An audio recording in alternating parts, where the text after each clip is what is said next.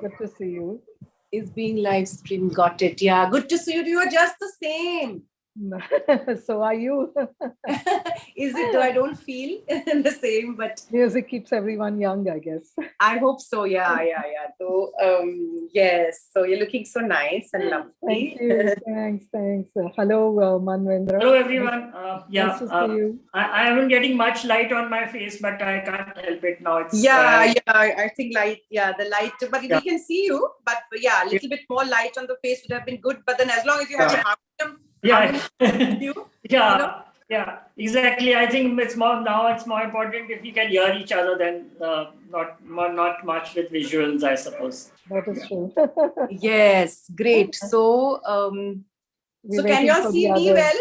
Very well. Yes, very well. You're having matching dress with your curtain. Matching dress with the, I was supposed to wear red sari, but what happened was that suddenly it became 6 o'clock and I had another conference, and so sari nahi hua.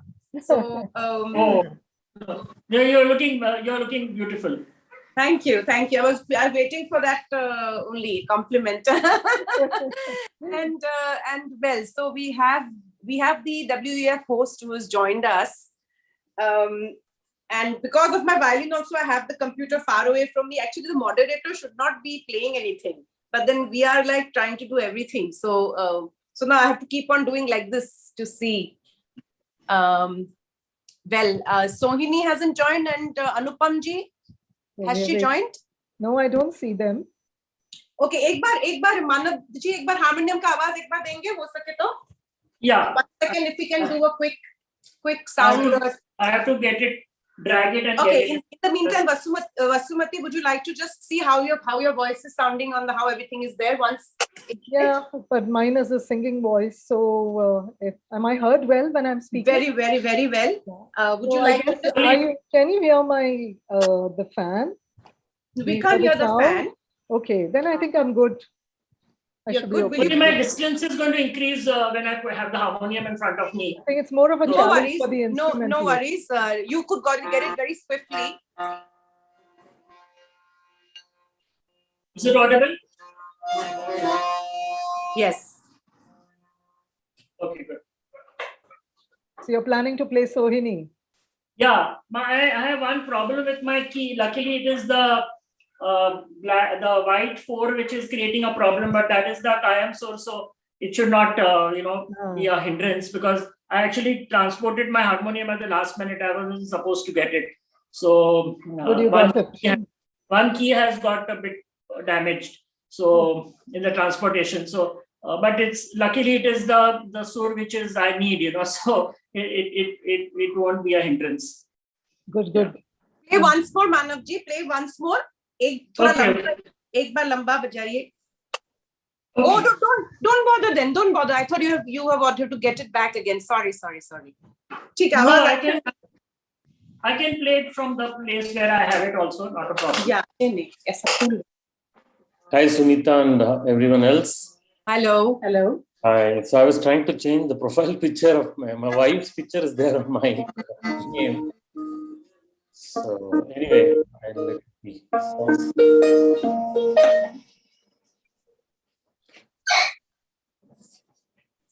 So do we have everyone? No, we have Anupam ji. Anupam ji, if you can put on your video. We've got 2 Anupam Jis, two inputs of yours. Yeah.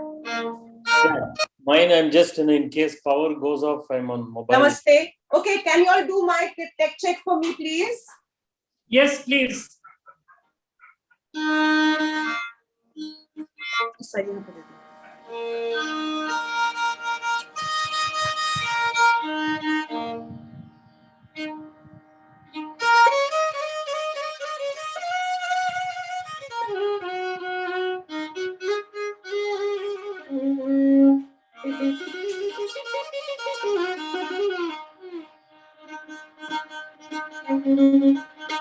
Do you hear well?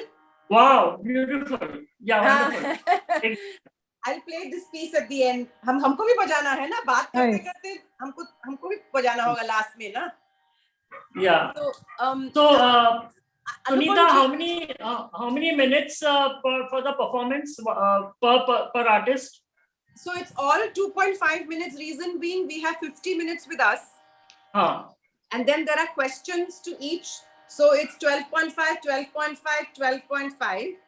12.5, which becomes, so performance, we can take 2.5 to max 3 minutes. Okay. Because then we move across. Questions, that's why I put 2.5, 2.5, 2.5, as well as mine. So that is 12.5 for every theme, which comes to 40 minutes. Okay. And then we have a buffer of a few more minutes, wherein I think the performance can be increased for about 3 minutes or so. Okay. Yeah. So Sohini was requesting me that her audio, that track is not playing. So maybe I'll have to play with her when she does the mudras, because khali mudra acha nahi lagega. Anupam ji, would you like to play your Namaste? Would you like to play your sitar once? Would you like to play your sitar once? Yes. You're muted. You're muted. I don't know. Can you hear now? Very nice. Very well. Yeah. Is it clear? Or shall I put the mic like this? It was अच्छा ही था जब आपने शुरू किया था ma'am. एक बार देख लेते हैं. Yeah.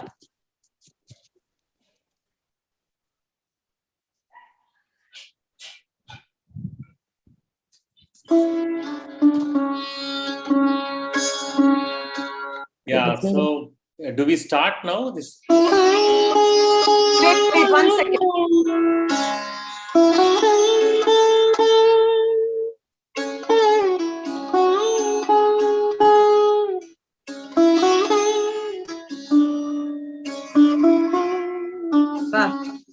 Yeah, the recording has started. Yeah, good so evening to- thanks Anupam ji. Wait, Sohini, the camera from the right can move towards you if you want. If you want the background to be a little more close, or you want this big background, it's up to you. Because we see you. Yeah, there's too much space on your right hand. Yeah. Yeah. Whether it's right or left, I don't know. But Okay. No. Are you better? Better now? no. On the right, I think we can towards the bed. There is the bed is coming, or some better. Yeah. So Sunita, can we start? Yeah, we didn't get our exact 10 minutes. No, 5 of us are there. We need that extra. Yeah, it's time. already now 3 Really minutes. kind to past us. 7. Yeah. Okay, great. We are ready to Yeah, give me a minute. Good evening Yeah, to everyone. start. You're going to do the introductions. Yeah, start. Yeah, so good evening to everyone. Good evening to the viewers as well. Thanks for attending this session on the relevance of the healing power of music. We have a very accomplished panel amongst us today evening. Introducing the panelists, Prince Manvendra Gohil, a renowned harmonium player. He's also an author and an LGBTQA activist. Dr. Vasumati Badrinathan, she's a performing Carnatic vocalist and academician. Professor Mrs. Anupam Mahajan, she's a professional artist for sitar performance in AR and Doordarshan. We also have Sohini Roy Chaudhary, who is a founder and director of Sohini Moksha, World Dance and Communications, both in India, as well as a founder and president in Madrid of the organization Sohini Moksha. Welcome you all to this session. We have Sunita Buyan, who is the she's the founder of Music for Wellbeing and Leadership Change. She's going to be moderating today's session. Over to you, Sunita, for the session. I'll join you back when we have 5 minutes before the close. Great. Thank you. Thank you, Guru Raj, for the warm introductions. And thank you to Women's Economic Forum for putting together yet another panel and always putting arts on the agenda of all your conferences. It's a pleasure. It's been a very long association of almost 7 to 8 years with the Women's Economic Forum.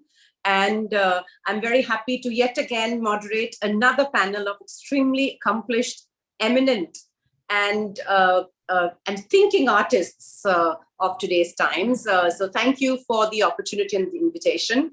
Well, the mission that artists like us have is that music, apart from being a great entertaining platform, has got few profound benefits on the mind and body.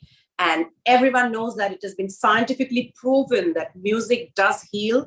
The sound has an impact on the brain, and hence the body gets healed faster with music and sound, especially when one is recuperating from illnesses, mental or physical. And hence, in today's world, a very relevant role arts and music and sound can play for people's well-being, mental health, peace, and of course, there's always the lessons of creativity that we learn from music. So that's the essence of today's panel, the healing power of music. Another very, very profound lesson that we also imbibe from music, and sometimes the artists forget to imbibe that, is that the art of coming together, the art of collaboration, working with each other. Also, music teaches us that also, because we have to be balancing so many different people, their skills, their sounds, their instruments, their thoughts, audiences, organizers. Hence, definitely music is a great medium to learn teamwork. So Guru Raj has introduced this wonderful panel. I'd like to ask the first question. And again, ladies and gentlemen, this will not be an only talking panel, okay? We as musicians cannot come to a panel and only talk, because our weapon of choice is either our saas, awaz, or our dance movements, right? So we are very clear whenever Harbeen or the team tells, wants us to do something in music, we say our voice is our music. So we will talk as well as play a little bit. Yes, it is not the ideal platform to play. We didn't do any sound checks, but we will play from the heart. So hence, just to make you aware that do not leave us in the middle of a conversation, because the highlight and the end will be definitely musical performance live from the heart for this session on Music for Healing. So well, with those announcements out of the way, let me first go to a very, very accomplished vocal singer whom I respect. And she was one of those few artists whom I met almost 20 years back and had the opportunity to collaborate with when I had just come to Bombay, Vasumati Badrinathan, Dr. Vasumati Badrinathan. And as Guru Raj has said that, she's a Carnatic as well as vocalist, as well as Hindustani trained vocalist, of course. And her genres have cut across boundaries. She has traveled across the world and done various kinds of musical genres through her vocals. So Vasumati, what is music? How does music heal you and those around you? That's my first question, would be to everyone. Yeah, thank you so much, Sunita, for that very warm and generous introduction. And like you said, music brings us all together. So today is another platform, and I'm delighted to be here with fellow musicians, music lovers, and I thank Women Economic Forum for inviting me. So to answer to your question, how does music heal me as a musician, those around me? I think the word heal itself, let me just tell you what that means to me. So heal means, recuperating, it means restoring, it means getting back into form. So there is some inner activity that's going on within the human body and mind at many levels. So music at many levels does this to you, it heals. So you don't really have to, exit from an illness or grappling with a very difficult situation. You just could be in a state of disequilibrium with yourself, or you're stressed, or the day has been long and worrisome, or whatever. And music can bring that added benefit to your life. So I would say that this being a very inner feeling, as human beings are all sentient beings, there's a sense of perception towards music. So music is always present in everyone's lives and all the cultures. In some cultures are more musically inclined, like India and Africa, for example, there's music all the time, from the moment you're born till the moment you exit this world. So each one looks at music differently, and music does different things to different people. I will just quote one example, which I often refer to because it's something which is very close to my heart. And I will tell you how music can connect with your inner soul. So when I was a child and a number of years of my growing years, we used to live in a house that was quite close to the railway tracks. And the trains were running all day long and all night long with just a very brief respite. And whoever would come to our house would find the sound extremely disturbing, and they would say, how do you live with the trains moving like this night and day?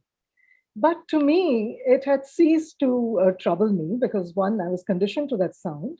And secondly, I was kind of mesmerized and intrigued by the different kinds of sounds that different trains made at different speeds on different tracks. So the local trains had a specific sound. The goods trains had specific sounds. Trains that transported people from one city to another had different sounds. And I would try to equate that with the pancham or the shadjam, as a child, and I enjoyed it because every train was running at a different shruti. So I was just trying to do that all the time, and I could recognize which train was running on the tracks, and that gave me immense happiness somewhere inside. And it made me connect with my environment and my milieu through music. Therefore, music can connect you to different ways. This is a very sort of an unconventional example of music. Now, music has got rasa, that is emotion, that is color, and each one responds differently to it. So, you say that music makes me feel calm, or this music makes me feel relaxed. So that could be different for different people, or it could bring forth some good memories into your mind and act as a mnemonic device. So I have my favorite ragas. I think of Atana, it brings them back a lot of nostalgia. I feel happy about it. Therefore, I think it's a very, very personal connect with music and what it does to you. And it's got this capacity to restore things within your body. And that, I think, is the power of healing of music. So each person, the one who listens to your music and the one who produces the music, respond to it in different ways, all the time very positive. Thank you, Vasumati. As our viewers should know that Dr. Vasumati Vadranathan is not just known as a vocalist, but she travels and does these beautiful master classes and workshops, and the way she explained to us around music and its impact. So thank you so much, and we'll come back to you. Do have your favorite ragas on your radar, because it's between 7 to 8 p.m. India time, and so most of our favorite ragas can be played, at this time. So do keep your raga ready for performance round. Sure. Thank you so much, Vasumati. We now move on to our next panelist, Anupam Mahajanji, who is, we've got different people, different profiles.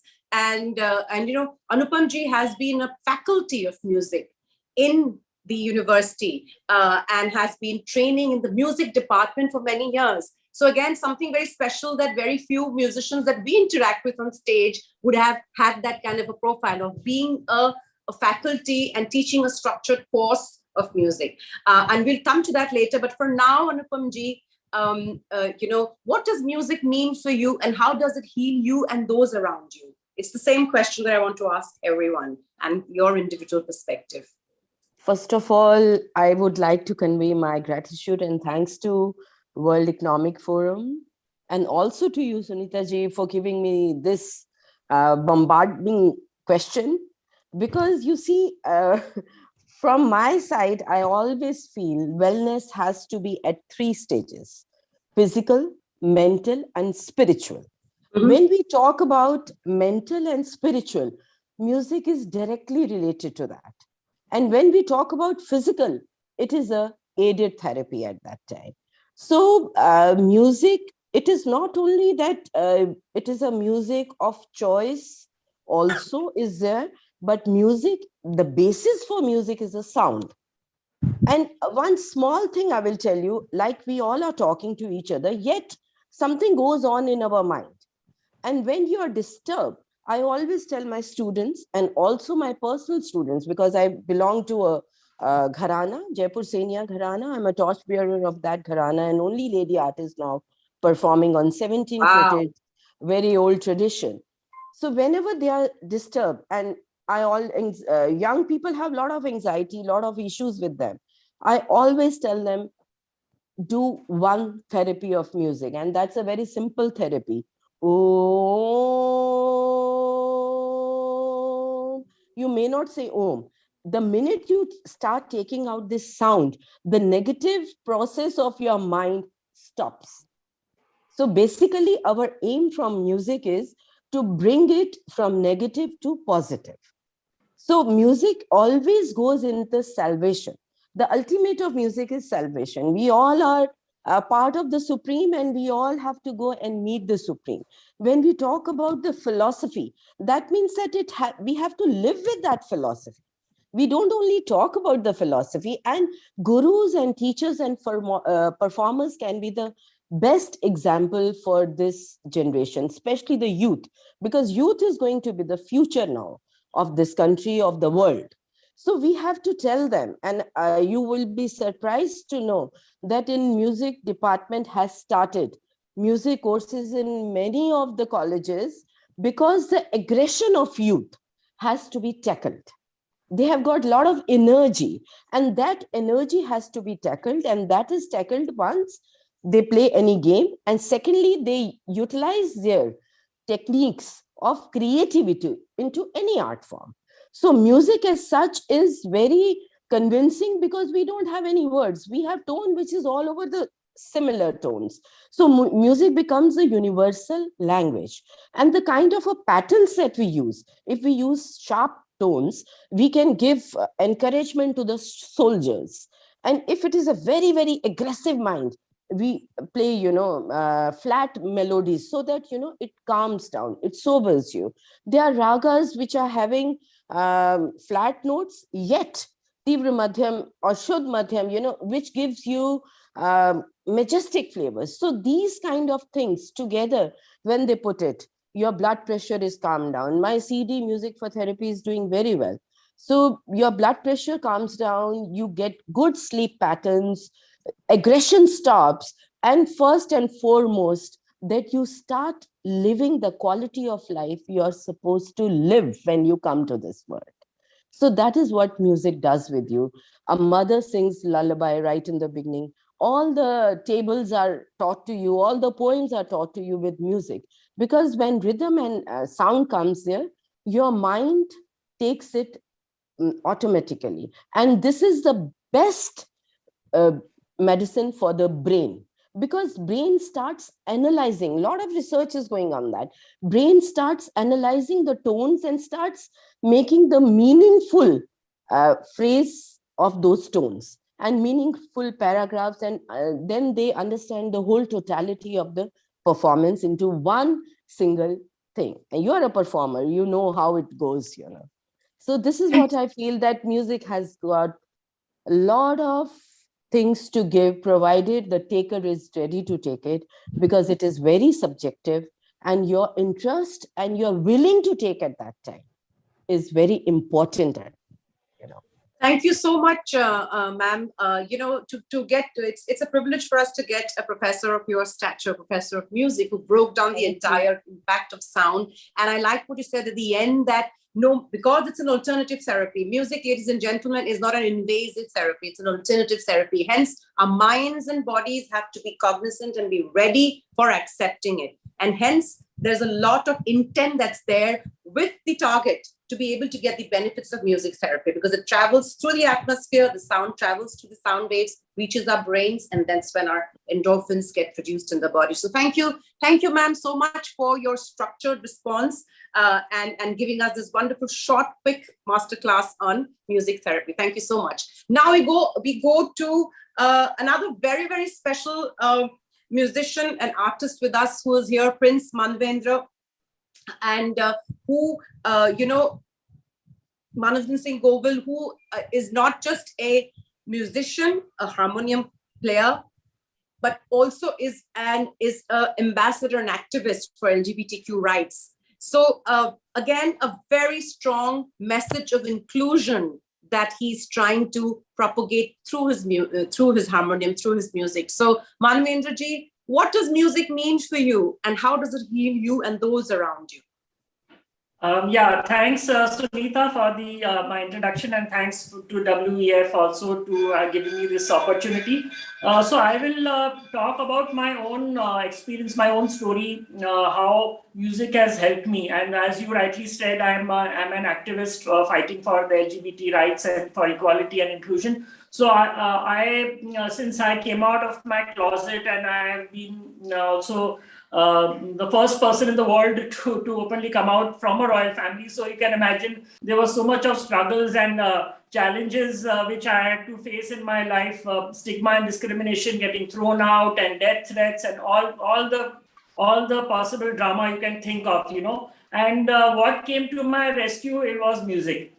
Because I mean, another person of my type, a person of would be there in my place, would have gone crazy, would have gone mad, would have committed suicide long time back, But it was music which brought stability to me, to stabilize my mind, and once the mind, as we all know, gets stabilized, the body also gets stabilized. So just playing music, just listening to music, just being part of this whole music world, and I was very fortunate to have get a world-renowned harmonium player, Pandit Purushottam Valavalkar, who was himself a strong supporter of the LGBT movement as well. So, having people like him and having many others, there's a long list I can give of musicians who have supported me in my cause, has helped me heal, myself. So I decided that if it can heal me, if it can help me, then definitely I can use the same music to help other people from the community, from the LGBT community, who are being ostracized, who are being marginalized, whose human rights are being violated, and they've been put to so much of torture and torment. And music can definitely help them. So I have started music therapy for the community center, which I'm building, a shelter home where I'm housing the community from the lesbian, trans, gay community members who have been thrown out from homes by their parents, and I'm helping them out through music, just playing them simple ragas, whatever I have learned. And as we heard from Anupam ji, there are different ragas for different purposes. So, how we can make them relaxed, or how we can calm them down. How so many of them come to me with suicidal tendencies. So how I can help them with music to calm themselves, to stabilize themselves, because I have experienced it myself. So I have a better way of healing other people as well. Thank you. Thank you so much. And then, Manav Ranjit, you must see Sohini and my recitals for Kashish Film Festival. We are very closely associated with it. And we both did 2 different renditions on inclusion through music. So we'll share that with you. Thank you so much. Thank you so much for the kind of social change that you're trying to do with your music, with your instrument.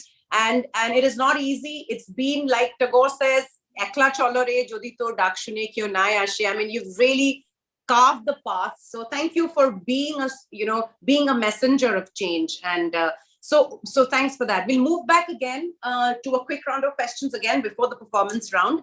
So now I move to Sohini Roy Chaudhary, who's streaming this from Scotland in a place called Dundee. Sohini has recently traveled for a project to Edinburgh, and she made India proud by performing for the COP26 climate change concert. Of course, she went there to receive a very big award called She Inspired as the Global Cultural Ambassador for this year. Of course, she's a trained Bharatanatyam dancer, but what draws Sohini close to us is that, the kind of themes and messages around girl child protection, around LGBTQ rights. She has in her team quite a few, she's got all the different kinds of genders dancing in her team across the world. And of course, she works a lot on climate change. So Sohini, I know it's very cold. I hope you've got central heating because you're wearing a Bharatanatyam dress and it's extremely cold there in Dundee. Thanks for joining us. So what does music mean to you? How does it heal you, your dance? Because your dance and your movement and your craft, how does it heal you and those around you? Namaskar, all of you.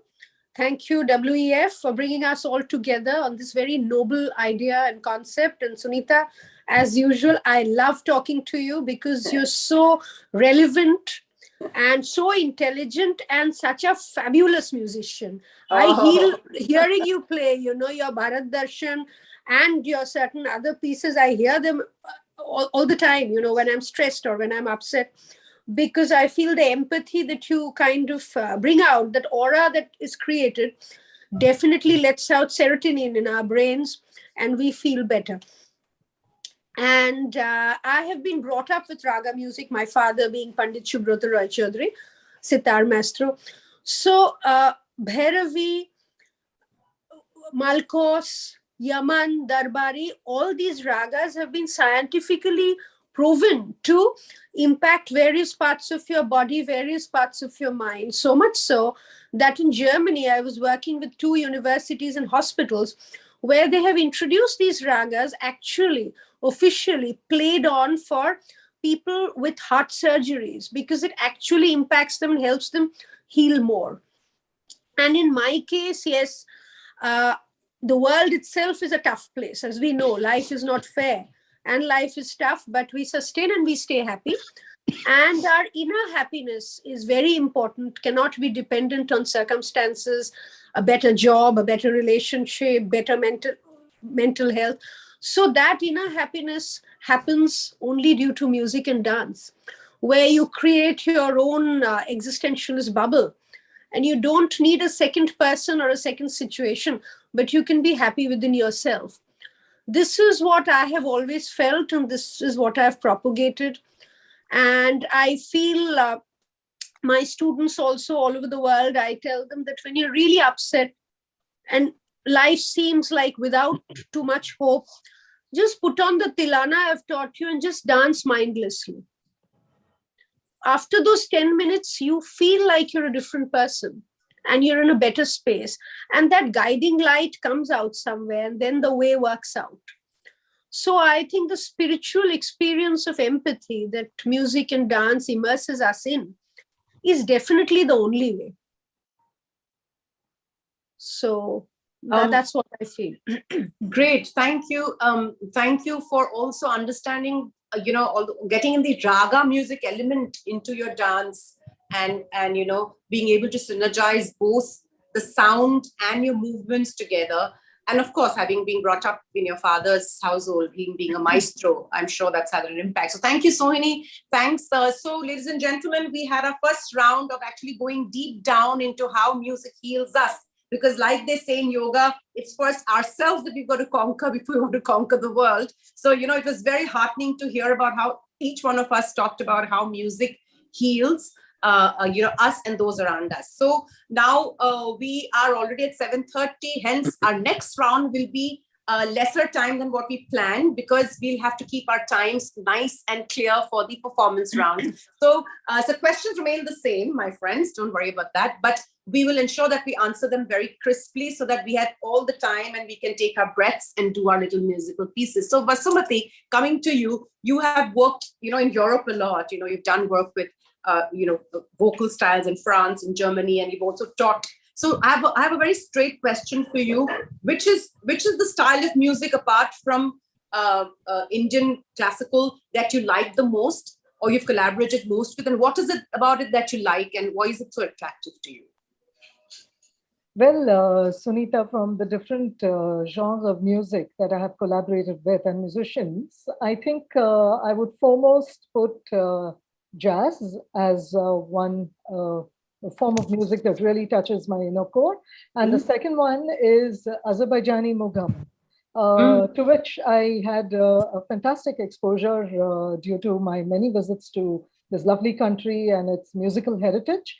And this collaborative performance with one of their leading musicians called Sakina Ismailova, a Mugham singer.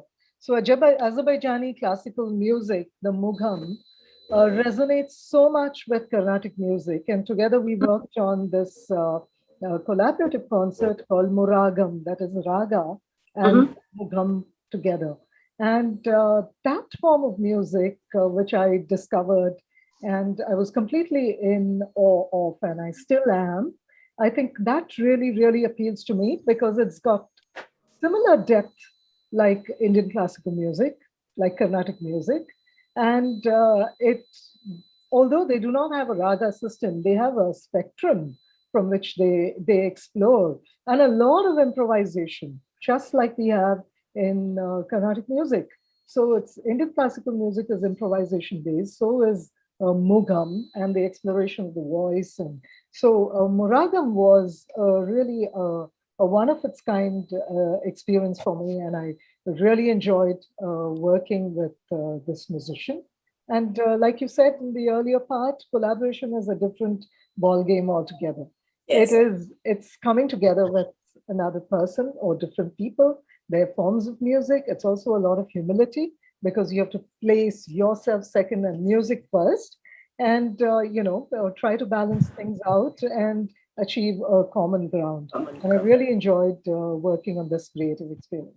Thank you. So a big shout out to WEF. We've got a singer with us who's collaborated with a jazz singer. So you can imagine the way she would throw her voice on a live stage. So shout out to WEF to do a proper live. In fact, I was talking to Lakshmi. She said, and after this, we would like to do something really live. I said, why not Women's Day or any day, where we can all come together. So thanks for that. Thanks for that, Vasumati. Thanks. Thank you. Anupam ji, I have a very straight question for you. What do you think are the advantages, the main top 2 advantages of being part of a structured music course in a university, and the advantages of being part of only Guru Shishya Parampara? See, when we talk about structured music course, we are learning theory as well as practical.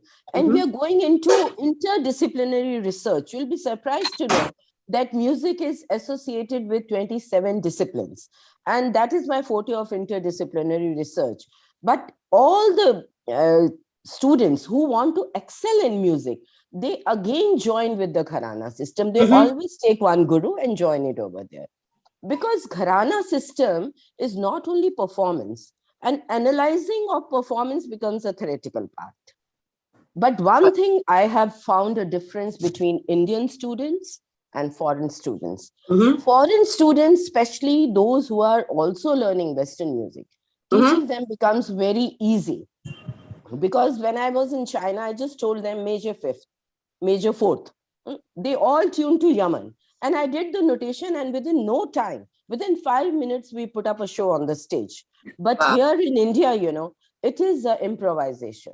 And when you do the improvisation, we always give them small guidance, and then we tell them to do it. And it takes ages to do it.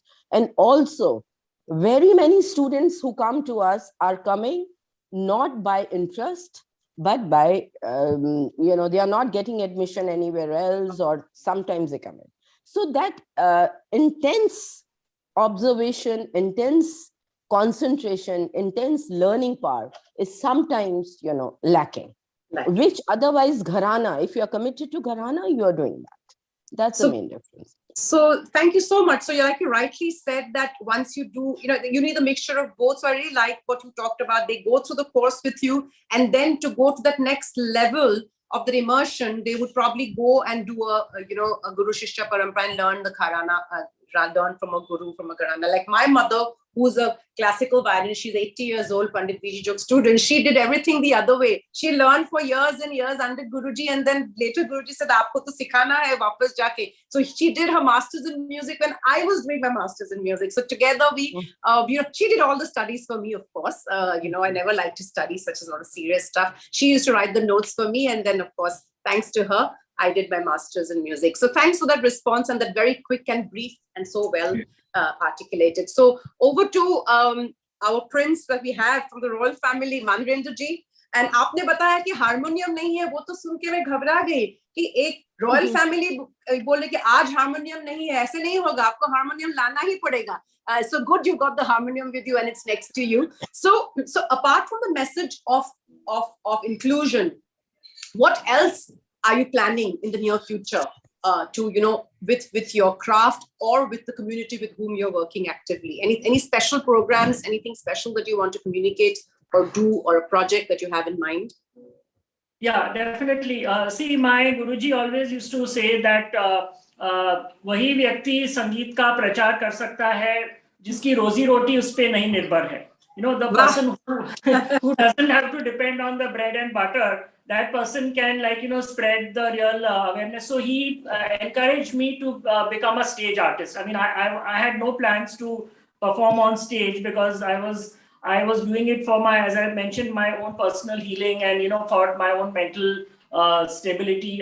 So I had no intentions of being a stage artist. But he said, no, I would like you to, and he encouraged me to perform on the stage and to give performances so that I could, inspire other people, encourage people to come forth and to learn and to acknowledge our Indian classical music, which unfortunately it is getting depleted due to other Western music influences and all.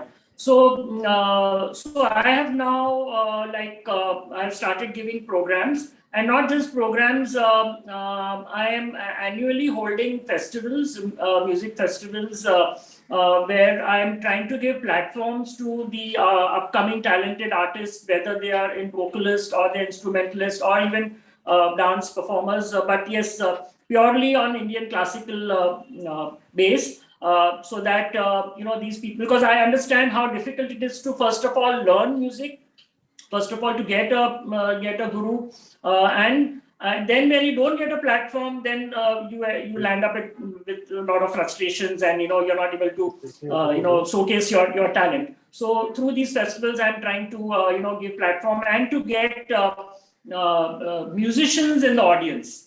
So I have this on these concerts, these music festivals I've been organizing in the palace in Rajpipla, where I've invited different gharanas, and my Guruji has been very helpful to me in the past. Now, of course, he's no more, but still, because of him, I have contacts with a lot of musicians. So trying to get different gharanas, trying to educate people on music, and thereby, hand in hand work with music therapy. So I've been, in fact, just invited. I've been invited to play harmonium in New York in June the next year. Hopefully, if there's no issues with the COVID, then I would be flying to New York and performing harmonium there.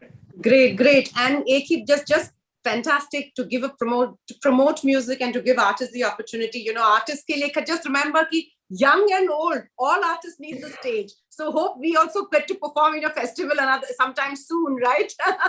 I mean, jokes. I mean, I'm being serious, isn't it? It'll be wonderful. But more than to perform, we would love to see the way you're promoting the younger musicians through your craft and the Palace Festival. So that's really creditable. Thank you, Manvinder-ji. Over to Sohini. Sohini, you are the last speaker in the panel. So obviously I'm being a little unfair to you and telling you that show us like three mudras that heal the body, because I've seen your session on well-being and mudras that you did some time back. And so can you show us 2 to 3 mudras which directly impact our body and cure certain illnesses? Yes, some easy ones with both hands. You need to keep your shoulders upright, hands away from the body, and the right hand pressed over the left hand. This is the Shiva Mudra. It's meant to energize you. If you're feeling tired, if you're feeling, if you feel fatigued, this is a good way of coming back and pressing the fingers against each other.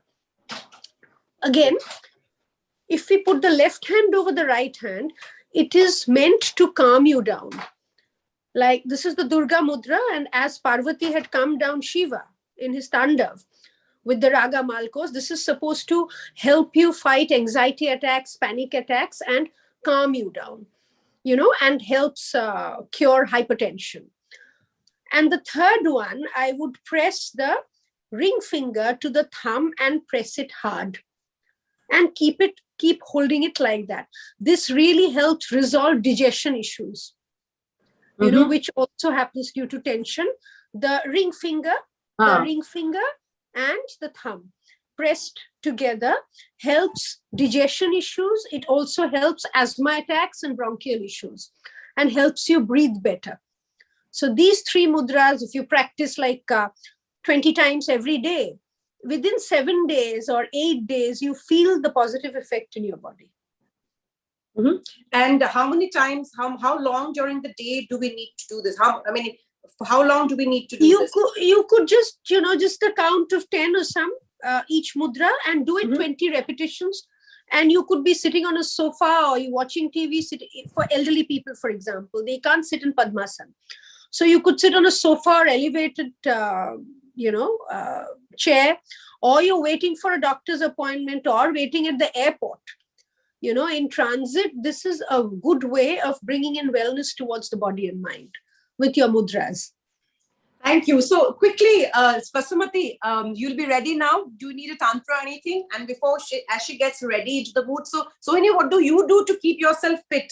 Meaning exercise and all of that. To dance? Yeah, I do a lot of yoga. I do yoga, about 1 hour of yoga, because I'm also a yoga teacher internationally. So anyways, I do yoga.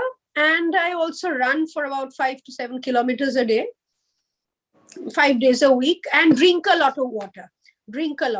So wow, those are the ways. So great. So I don't have much to share in this because I cheat a lot with myself, though I say I'm a well-being practitioner when it comes to running and all that. I sometimes cheat, and I tell everyone in the family that, but my music is my yoga. Why are you after my fitness? Well, we come to the last round, and because I've got this message that the meeting may just end on its own if you don't end on time. So I'm so nervous about it just going blank. So I really want everyone's performance to come out. So Vasumati, please, it's over to you. We would like to hear you sing something for us. Please tell us what you're going to sing.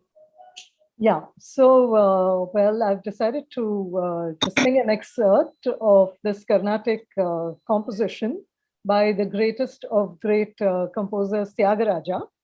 And in this song, like in many, he's composed a bunch of kritis or compositions, as we call them, where he is speaking to the mind. So it's actually a dialogue with the mind. In other words, a dialogue within himself. And he is appealing to the mind to think and concentrate on music, because that, he says, gives you eternal bliss. It gives you Brahmanandam. And that sound of music, the Saptaswaras, he talks about it in this beautiful song. And he says, tells the mind that music is the one that's going to show you the way to bliss, to peace, to happiness. And it's that sound which becomes the musical sound, or the nada, which emanates from the depths of you and comes out as music, as nada. So this one is in the Carnatic raga called Kalyana Vasantam, and the song is called Nada Loludai. And I shall sing a brief excerpt from it. And I really like the song because, and this raga especially, it has a very sort of a peaceful impact on you. And then it's directly an ode, a tribute to music.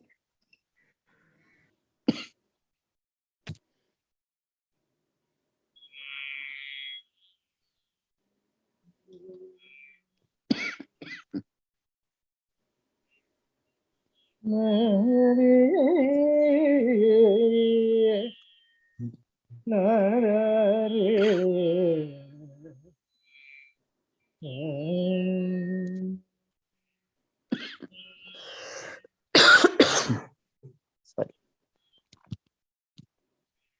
Perhaps the others could mute themselves, then, Thank you. Nada Loludai,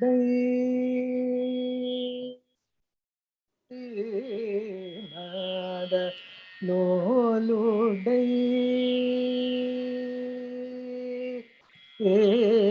Nada Loludai, Brahmanandamandai. Nada Loludai, Brahmanandamandai. Manasanada Loludai, Brahmanandamandai. Manasanada Loludai, Brahmanandamandai. Manasanada Loludai, Brahmanandamandai. Manasanaad lolu day brahmanamanda Manasanaad lolu day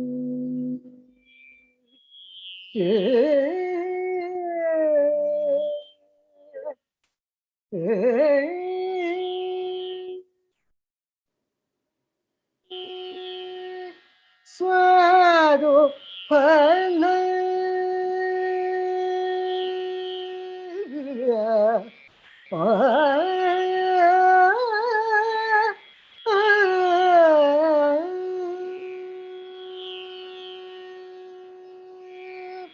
Swado pala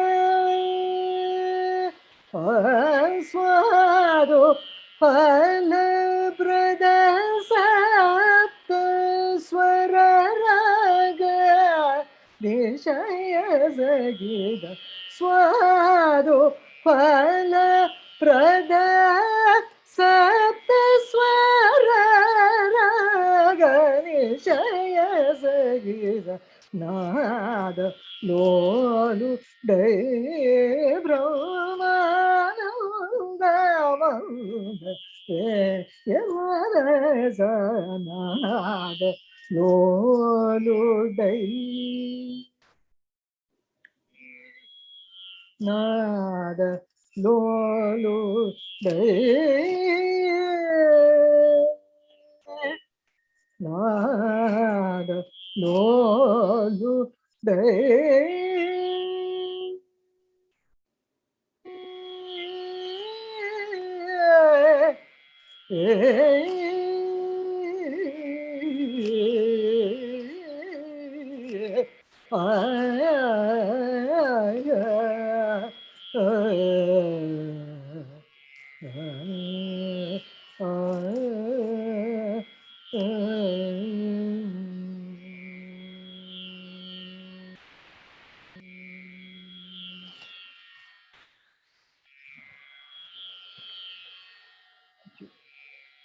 You're on mute, Sunita. You're muted. Thank you. Thank you so much. Beautiful, beautiful, beautiful. Anupam ji, I could see that you were ready with the sitar. So a piece from you, please, because as the clock is moving, I really don't want anyone to miss on the performances. So can you please start? Yeah, I'm just going to play a very short piece in Bhairavi. Bhairavi is one rag which can be played all the time, and it has the power to give all kind of emotions. But today the piece that I have chosen is more towards Sufism, towards spiritual meditation. And the theme of that is, since I belong to Punjab, they say over there, Tumba vajda yamnal mere. Tumba is a drone, and the drone of your body is your rhythm of breathing. So everybody has to go to the Supreme one day, God. But till the time you are here, do your all your deeds rightfully. So this is the theme of that poetry that I'm going to do it on this.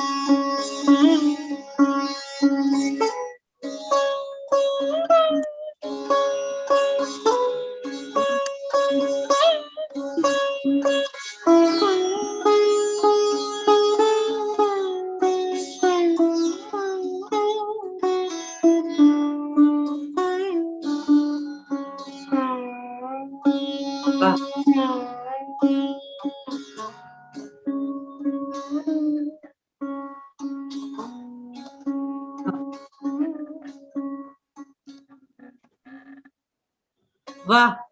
So beautiful. So Thank beautiful. you. Thank you. Really, really it really got us into that whole meditative and spiritual element. Thank you. I have lots of words to Thank talk you. about the pieces, but I'm worried that everyone has to play and हमको भी Yes. गाना है. So I'm getting इसीलिए बहुत worried. छोटा सा करके किया. बहुत ही सुंदर था. And Manavendra ji, bravo that you got your harmonium next to you. So a piece from you, please.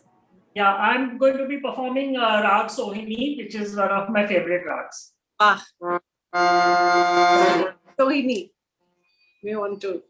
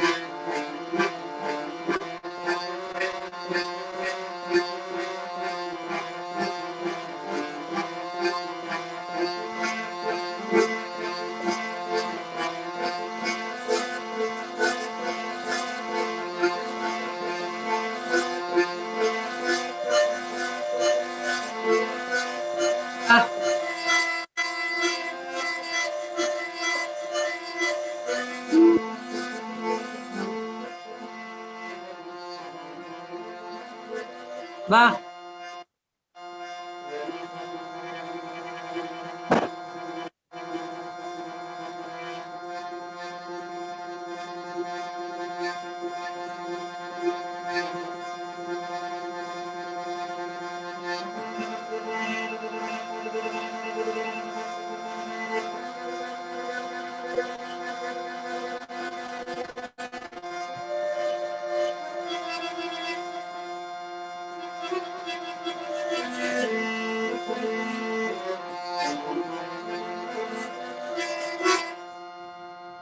वाह क्या बात है your hands I think the camera आपको next time एक आपके right hand में भी चाहिए to see your finger movements. Well, Sohini, fantastic, Manavendra. Sohini, you said that you wanted a live track because your music track wasn't working. Shall we do? Would you like to do your Durga Stuti, which is, you know, I've seen with your singing and violin, please. That would be a treat.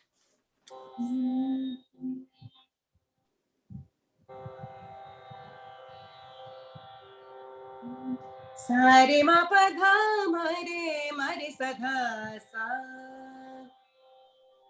Jaya jaya devi jagata janani Papa vinashini dukha harani Aaj ei dhara mohapape bhara Tumi daya karo he mohamaya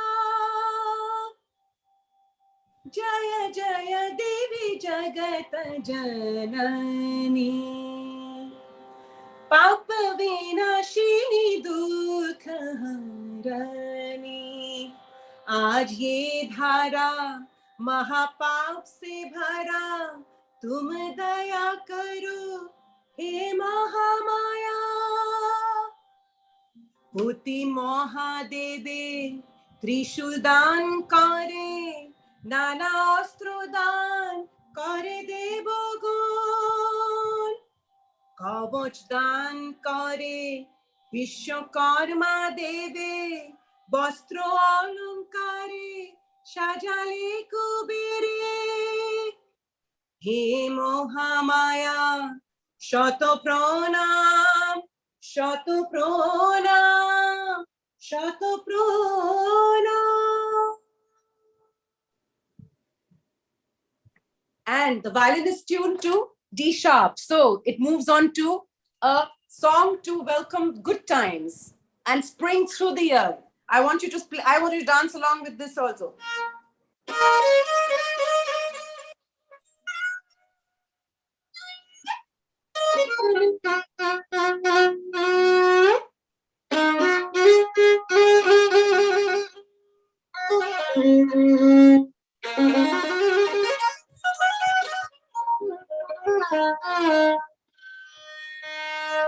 Oh, spring, when are you going to come? When are you going to come and be my lover?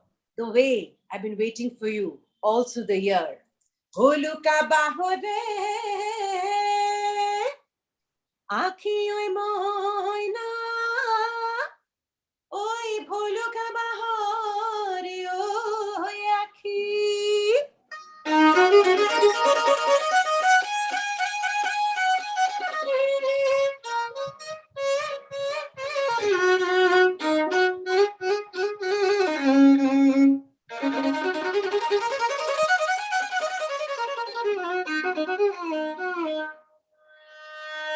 The world is one. So from Assamese Bihu to the reels of Scotland, where Sohini is, I just remember the reel in the same raga composition. Like love is universal, humanity is universal, music is universal too. So. Thank you.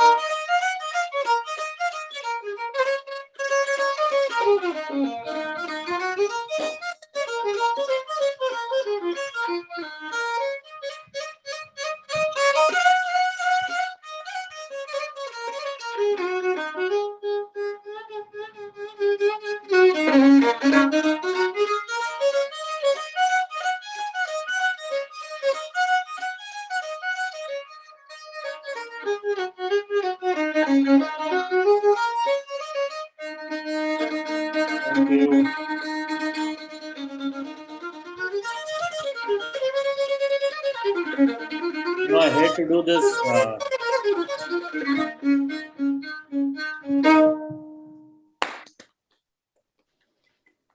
Wonderful. Sunita, I hate to do this. Sunita and Sohini, I think I had to cut in short because of time. We had just Otherwise, finished. it's such Yeah, a crime for me to interrupt musicians and artists performing. We are allowing them only 3 minutes to perform each. It's just a crime. This session can go on forever. I should really thank all of you for making it possible for us to have this session. Sunita, thank you for the wonderful moderation of the session. I want to, on behalf of the Women's Economic Forum, they have an award category called the Leader of Excellence, and they give it to, this award is for the panelists on this session today. I want to also let you know that this is a virtual award which is given, it's sent to you by mail. The soft copy of the award will be sent to you by mail. It's for Exceptional Leader of Excellence for Sunita Boyan for doing such a wonderful job of the moderation. Prince Manvendra Goyali for his harmonium and sharing his thoughts.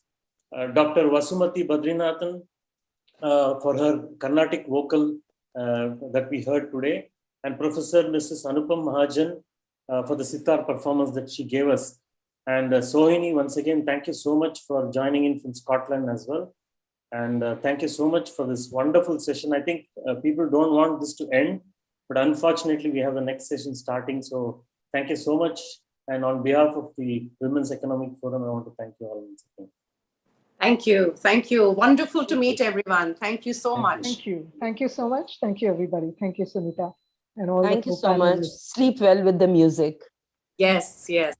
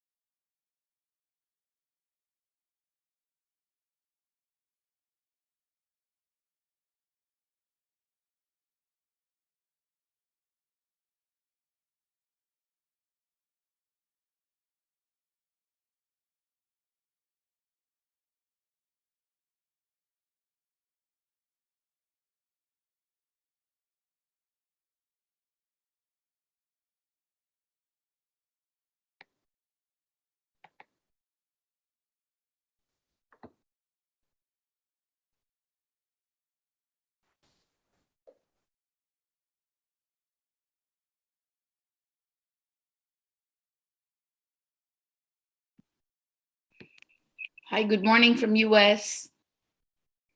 Hi, Jayanti. Hi, Carol. Hi, good morning from Colombia. Morning. We're just waiting for a couple of people to join in. Okay. Perfect.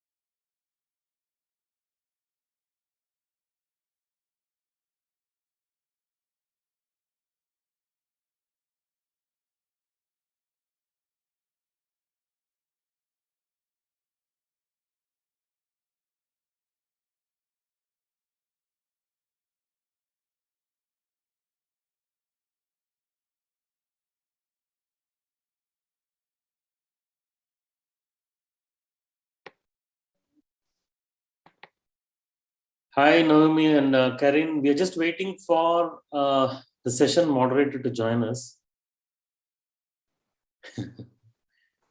That's Hi. perfect. So we already Okay. have Jayanti and Carol joined us on time. Just trying You're to. good. I think that Karen from Colombia and Karin from Argentina, they are joining. They are waiting. So you allow them to enter? Oh, okay. Okay. Okay. Okay.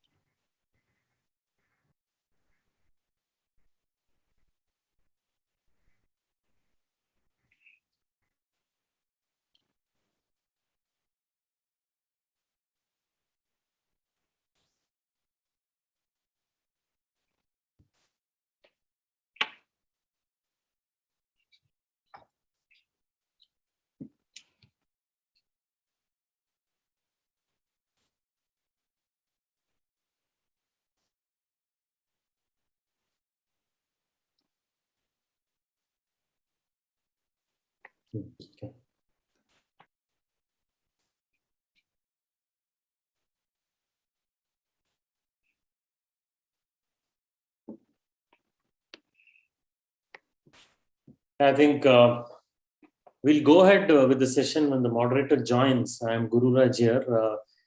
Good evening and good morning, whichever part of the world you're logged in from. Thank you so much for joining the Women's Economic Forum 2021. And I want to welcome the panelists as well as the viewers who are viewing both on the social media as well as here. Jayanti Ramanan, she's a social entrepreneur representing Seva International, and she's dialed in from the US. Jayanti, welcome. Thank you. Carol Quevedo, she's the CEO of Smart Advice, joined in from Colombia. Carol, welcome to the session. Looking forward to your part of the session. And I have Karen Rodriguez, who's the Director, Women's Economic Forum for Colombia 2022. She's also the chair of All Ladies League Global Networking Argentina. She's also director of the Signoplast SA. She's dialed in from Argentina. Karen, welcome. Naomi Osamedio, she's the CEO of Center Stage Company from Nigeria. She's dialed in from Nigeria as well. Thank you so much for taking time for coming on this show. And Karen Rodriguez, welcome from Colombia. Karen is also director for the Women's Economic Forum Colombia 2022, and she's also the chair of All Ladies League Global Networking Colombia. She's also director of Mujeres Violeta from Colombia. Karen, thank you for joining us here. So while we wait for Forum Nagori, who's also part of the session today and was supposed to be moderating the show from Tata Power Community Development Trust. You know, she's from India. She has to join us now. But before that, I think I will let you probably, Jayanti, we'll start with you on what does networking mean to you in the social entrepreneur space? Excellent. Thank you. First of all, just to give you a little bit of background about myself, in my line of work, before I joined social work about 13 years ago, I never knew the power of networking because most of my patients, when they come to me to the operating room, were heavily sedated, so nobody needed me to talk to them or understand them. Second, I was also a counselor and a psychologist. So 100% of the time they poured their hearts out to me and I made money just by listening to them. So I didn't have to do the power of networking there. Third level, where I was a teacher, where, you know, once the microphone is given, there is a joke among teachers that we don't know when to shut up. So these were the three combinations under which I started my protocol or my journey into social working. And the first level, I decided to challenge myself in 2009 as the chairperson for fundraising for Seva International. Didn't know anything about it, did not know a clue about what I'm supposed to say or whatever I was supposed to do. But within about 45 minutes, I was able to raise $1 million. So it is like the story, how we say that luck plays a big role and all of a sudden you are created to that level of fundraising guru or whatever it is. So this is how I started my social work project. But I've been involved in social work from childhood, and also helping someone else get better was one of the principal roles that I felt was very necessary for my lifestyle. So in 2013, I decided to venture out to India to see what is the plight of girl children there? Because I do work with Gates Foundation and other organizations about the women, children, and the vaccination and the cultural differences and everything.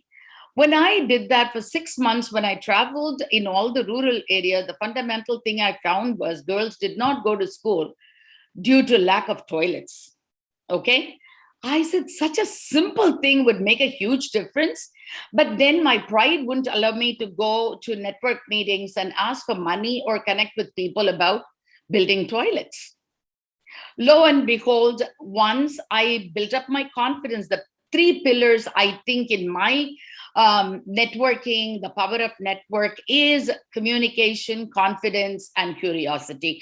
Those were the 3 pillars which has made me successful in the past 13, 14 years to be doing whatever I'm doing so successfully across the globe, I should say. We have money coming from other countries besides United States. And more corporations are trying to connect with us. And the biggest reason is cross-cultural and cross, how can I put it, cross information technologies, for example, Oracle and Microsoft and Google and Intel. So interpersonal as well as relationship, and also building that kind of a network has strengthened my network position. And also it has put a very strong foundational bricks that I will keep forever, because these are our repeat donors. And we have become more friends, and also on a personal level, we are able to connect. That is a part of my network secret. Thank you, Jayanti, and you wonderfully put it in the concept of 3C or C cube, whichever way you want to call it. I think that was a very good context setting for the session, and I can hear a sigh of relief now. Forum is on the show now. Forum, welcome to the show. She represents Startup Power Community Development Trust, and she's the person who's going to moderate the session for us. Over to you, Forum. I think Jayanti did a wonderful introduction of how the power, what does networking mean to her in the social entrepreneurship space. That is what Jayanti outlined to open the session. Over to you, Forum. Wonderful. Thank you so much, Gururaj, and thank you for holding that space. I think, the network didn't allow me to log in at the right time, so I struggled for about 5 minutes. Apologies for that. And thank you, Jayanti. That was so inspiring to hear. I think you've really set the context in terms of saying that you act as this conduit for many forces to come together. And I think that's what networking is all about. So one of the contexts that I have been trying to set, even in the social workspace, and I also happen to be a co-social worker, Jayanti. So from the space of saying that what is the shared purpose? What is it that bring people together? And all of you, the illustrious panel here, has such diverse set of experiences and workspaces. So I would really like, the people, and my daughter insists on saying a hello. So I've just come back from work, and I thought this is again inclusiveness to let life be around us, as we women do so many things and juggle it all. So coming back to the space of saying that how each one of you as individuals have been using that power of collectives, or the power of a common and a shared purpose in your own workspaces, and how you connect seemingly unrelated dots. I would love to hear each one of you, and maybe we could go first with Naomi, then with Carol, then with Karen and Karin, in that order, if that's good for you all. Hello, everyone, and greetings from Abuja, Nigeria. I am so honored to be here. The Women Economic Forum is family. It's home for me, and always a pleasure to be a part of the great work that is happening here. The power of networking. When I was preparing for today, there were a few things that really caught my attention, especially because looking back, I see myself as a product of this topic, right? 6 years ago, when I started live streaming online, nobody knew me outside my immediate environment meaning family and friends. I wasn't very particular about social media. I wasn't even sure what it was for. I had a Facebook account because it was trendy to have a Facebook account. And I remember getting to know about a beautiful platform called Periscope. And this was the introduction of live streaming. I don't believe Zoom was even existing. And it was so intriguing, right? That from the touch of a button, you could connect with people from around the world. I started saying, why be local when you can be global? Because I saw how just by simply leveraging the platform of Periscope, I could not just connect with the world, but actually network with people from around the world. Believe me, sisters, when I say that journey has taken me around 4 continents. I've become a 2-time TEDx speaker. I look back and each of those opportunities came to me because there was a relationship in between. So I like to start by saying networking is a shortcut. It's a shortcut. A lot of people would think of it and say, you know what, I mean, people are just evil. I don't need people, I'm good all by myself. I beg to differ. It is a shortcut to success. I can proudly say that. And there are lots of great people out there, especially in the digital space. And I said to myself, if I had an opportunity to share, I would definitely want to throw some insights on that, because some of the best and most powerful relationships I have today are with people that I met online that I have never met in person. That is just how powerful networking is. And of course, there is the etiquette of it, because it's not just about, meet someone today and tomorrow it's, can you do me this favor? There is an etiquette to it. And I wrote two things down.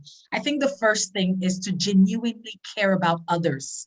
One of the ways the power of networking has found a place in my journey, in my life's work, is really coming first from a place of caring about others.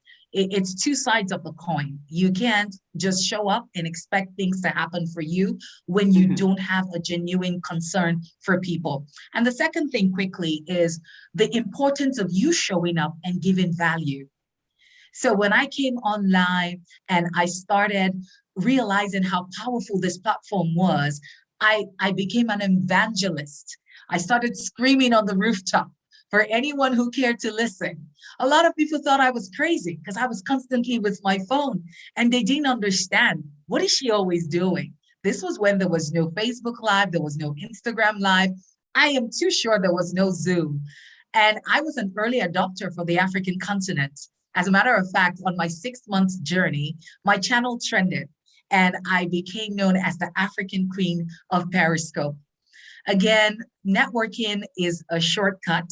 And I believe for as many people who are watching us live and as many people who are connecting with us, even via the replay, it is definitely something you want to be intentional about moving into a new year, a new season. Now more than ever, we are more interconnected through technology. I mean, this is me here in Nigeria, and I know one of us is in Colombia. We've got someone else in India. We're just right here, right now, in the same room. We're networking and we're speaking about the power of networking. After this event, it's very likely I will connect even further with some of the beautiful women here. Maybe in a year, we would have a partnership that will allow us to change the world together in a more powerful way. Like, it is a ripple effect that just goes on and on and on and on. So I'll just stop here for now. Absolutely. Well said. Wonderful. Wonderful, Naomi. Thanks for sharing from your heart. It touches us all. Over to you to, build your thoughts further, Carol, on all that's being shared. Okay. Thank you. Are you listening to me? Mm-hmm. Okay, excellent. Thank you to all the team of the Women Economic Forum for having me here. It's my pleasure. And first of all, I want to congratulate you for this amazing organization, all the project that you just did and all the achievements, taking so many women together. Congratulations and thank you. Thank you for this amazing job. So I couldn't agree more with Naomi. I think that definitely we are in a very important moment in our story to use networking as a shortcut, because we don't want to wait 40 years for gender equality or 100 years more for gender equality. So this is the moment in which we need to take advantage of networking more than ever. I'm going to have an approach of this topic, talking about two forces that are affecting the world in general. Those two forces are affecting too the way we interact to each other. The first one is the fourth industrial revolution, and the second one is all the effect post-pandemic. Both of them affecting women and how we behave as women, as professionals, and all the fields in our life. First of all, the fourth industrial revolution, with all the increase in technology, big data, cloud computing, in artificial intelligence, and all the movements that we're having in technology, in all the industries, in social media, how we interact, as Naomi was saying, are affecting, or it's affecting basically the way we need to work, the way we need to interact and connect to each other. The World Economic Forum has found, analyzing 26 countries and about 15 industries in the world, they found a top 10 of skills that we need to develop in the future or before 2025 if we want to succeed in the field work. The first, some of them are related to self-management, technology, etc. But it's amazing to see that 5 of them, 5 out of 10, are essentially about problem solving. And we can solve problems alone when those are basic problems, maybe issues that we can solve alone with our own knowledge, with our own expertise. But the majority of the problems that we're solving in real life are complex. And if we need to solve complex problems, we need each other. And that's why we need to network in a very, very intelligent way. If we need to solve complex problems, we need new knowledge, we need new expertise. So in this case, we basically need to network other women if we need to solve even a problem at home, even if our problem is going through a divorce, or maybe our problem is to increase our sales in our own company, or maybe we need to improve our professional profile to get a new job. Whatever is the problem we're facing, we need each other, okay? So this is a skill that it's not optional. We need to develop the skills of networking. That was the first point. The second point is about this effect post-pandemic. Women have been affected in a huge way. Violence against women and girls has intensified. The progress towards gender equality has been affected by COVID-19. And there is evidence in this part of the world, in Latin America, for example, from Brazil, Chile, Costa Rica, Mexico, that shows that partner women with children have experienced sharper drops in labor force participation than men, particularly women living with children under 6 years of age. So basically what's happening is that we are again at home. And many women are facing, and we are dealing again with house chores and the burnt out, and we are exhausted because we are fighting inside ourselves because we want to be mothers, we want to be good wives, or whatever we are at home, but we want also we need also to fulfill our purpose. Okay, so basically what we have now is in the world, women burnt out, exhausted, frustrated professionally, more dependent on men. We have lost independence. We are being more insecure because if we lose our jobs, if we are more dependent on men, we lose our self-worth, right? So in this case and in this sense, I think that networking acts as a giant force, or could act as a giant force that mobilizes millions of women to believe in themselves, to establish healthy limits in their relationships, to prepare themselves in high performance, emotional intelligence, and for sure professional and business skills also. So we need to work as leaders in our fields.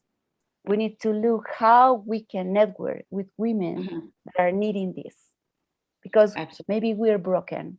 We are all broken inside, and we need to heal each other in all the areas of our lives. Thank you. Wonderful, Carol. I think you've so beautifully outlined the different spaces that are straddled both by women, by men, and inclusive of all the other genders that we now also look at. So I think the space of identity the space of what all do you play as a role in your life, and all that comes together with that powerful force of networking that you spoke about. And networking is a word, and it's an English word, networking plus plus, where there was care spoken about, there was authenticity, there was purpose, there is solidarity, there is building on each other's work. So networking for what? And networking towards what? And each of us have different whats, and yet the science and the art of networking for meaning, networking for identity remains pretty much, it has, you know, threads running across. And that's so beautiful to see. It runs across countries, it runs across different life stages, it runs across different professions, and that's what pulls us all together. So over to you, Karen, to hear your thoughts. Okay, dear forum, I'm going to act as a translator for Karen and Karin. They chose their language to interact in this meeting. So if you don't mind, I'm going to translate for them and for you. Is it okay? Sure. Okay. Sure. That's very really good. nice. So Karen, Forum te está preguntando cuáles son tus pensamientos acerca del networking en general, cómo podemos nosotros utilizar el networking con propósito. Bueno, pues quiero darles un gran saludo, muy buenas noches para ustedes, para quienes estamos en esta parte de América, muy buenos días. Soy Karen Brujés. Gracias, Forum, por esta invitación al Women Economic Forum, tal como Carol había agradecido antes, y a este gran equipo de mujeres maravillosas que nos inspira para entender lo que significa el poder del networking. Thank you so much for having me here. As Carol was saying, thank you for this amazing event, the Women Economic Forum, and thank you for facilitating this space to have women understanding the power of networking. Lo primero que quiero compartirles es que el poder del networking está en la conexión con nosotros mismos, en la conexión con nuestro interior.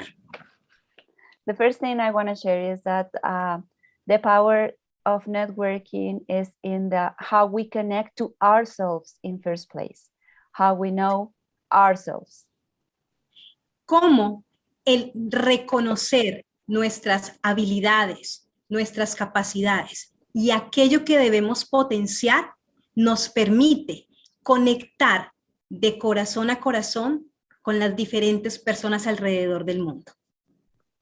Okay, how, if we understand our skills or our abilities and what we need to improve, allow us to connect heart to each other.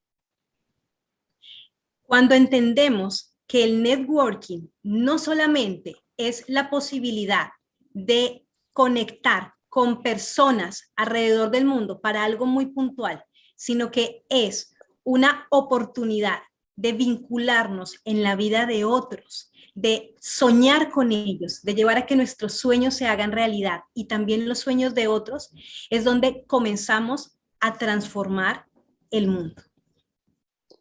When we understand that networking is not only to connect to people around the world because we need something specific or we are going to interact about something specific, we need, when we understand that it goes beyond that and that we are connecting to a person that is dreaming of something as we are dreaming of something, then we can have this approach of helping others to fulfill their dreams as we want to fulfill ours. Y es aquí muy importante para lograr llegar a esta conexión el que podamos fortalecer una de las más grandes habilidades, que es la comunicación. La comunicación como esa gran herramienta que nos permite y nos posibilita entender claramente cuáles son las necesidades de las otras personas y cómo nosotros podemos allí hacer algo para que esa necesidad deje de serlo y pase a ser una realidad. Okay, and it's here how this kind of connection with others takes us to the most important skill that we need to develop, and it's about communication. How through communication and this amazing tool, we can identify all the needs that others have, and how we can help them to fulfill and to cover this need they have, and help them become, this need become a reality. Por eso, cuando estamos en este proceso de conectarnos, de lograr generar espacios de networking, vale la pena preguntarnos algo como lo que Foran nos dice, el por qué. ¿Cuál es el propósito de establecer relaciones con las otras personas? El cómo lo vamos a hacer.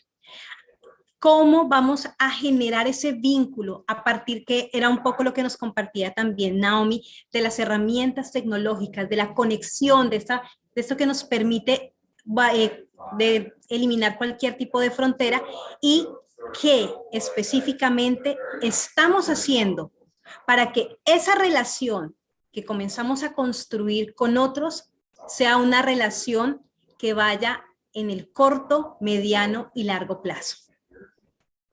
Okay, so while we are in the process of networking, we should ask ourselves, what is the purpose of this networking? What is the meaning of it? How we are going to do it? What are the technological tools, as Naomi was mentioning? What are the technological tools that we are going to use? How we are connecting to each other so we can use this relationship to give a sense of each other's needs and desires. Y es por eso que el networking lo resumo como la capacidad de conectarnos desde adentro, con quienes somos, con nuestra mejor versión, con la posibilidad de construir esa mejor versión para conectarnos con las mejores versiones de las personas alrededor del mundo. Una conexión de adentro que tiene gran impacto afuera, y que si nosotros identificamos esto, vamos a poder crear relaciones desde el amor, relaciones desde el respeto, relaciones desde la compasión, relaciones desde el trabajo en conjunto, y así vamos a transformar el mundo. Okay. So as a summary, we need to develop this ability to connect with ourselves, and to summarize networking as the ability of connect first to ourselves, to develop our the best version of ourselves, to identify what is the best version of others also, to identify what is the power that it's inside of us, outside of us, to create relationships from love, acting from love, respect, and working in teams, working together to change the world. Carol, a ti infinitas gracias por la oportunidad de permitir llevar este mensaje. Gracias por ser una mujer de luz que me ha permitido conectar mi mensaje alrededor del mundo. You're welcome. Karen is saying thank you for allowing her the opportunity to share this message even in her language. So thank you so much. Wonderful. Thank you so much. And I think it's beautiful how your heart can listen beyond languages, how all of us could feel and sense even before the translation came in. So thank you so much for making us aware of the power to go beyond languages and the power to connect when you really wish to. Thank you, Karen, and thank you, Carol, for doing that beautiful translation for us. Over to you, Karen, for your thoughts on how networking has played a role in your workspace and your life, and how you go about building more with others. Ok, Karin, Foram te está invitando a compartir tus pensamientos acerca del networking, tu experiencia con networking en general. ¿Cuál es tu posición frente al networking con propósito? Bueno, ante todo, muchas gracias. Hola, chicas. Gracias por la paciencia, por permitirnos este desliz de comunicarnos con nuestra traductora de lujo. Y estamos muy felices desde Latinoamérica de poder estar acá para el mundo. Thank you so much for your patience, even though we need to translate, and for allow us to be here and to share from Latin America, the other part of the world. Lo bueno de hablar última es que ya todas dijeron lo que yo quería decir. O sea que tengo menos trabajo ahora. So it's so nice to speak at the end because you already said what I wanted to say. So I have less effort now to speak. Okay. No, las escuchaba y de cada una puedo tomar un poquito, porque yo les cuento que yo entiendo inglés, me trabo para hablar, pero entiendo todo lo que dijeron, lo entendí perfecto. All that you have spoken, I've understood perfectly. It's not, I am not so fluent speaking, but I am understanding everything. Y estoy de acuerdo con todo lo que ustedes dijeron, especialmente cuando hablaba Naomi, yo pensaba que efectivamente el networking es un pasito corto para comunicarnos con el mundo. I understood everything and I agree with you in everything, especially with Naomi. I agree with her that it's a shortcut to help us to reach what we need in the world. A mí particularmente esto de participar en el mundo jardín, como le digo yo, y a quien le agradezco eternamente que no está ahora, pero todo mi amor hacia ella, es la posibilidad de conectarnos con mujeres maravillosas en el mundo, mujeres poderosas, con las cuales podemos trabajar y franquear todas las fronteras existentes. I'm so grateful of participating in the world, in the Harbin's world, as I said to this world. And as I say, all my love to her, all my love to them, to you. And I'm grateful to the possibility to connect with women from all around the world with this purpose.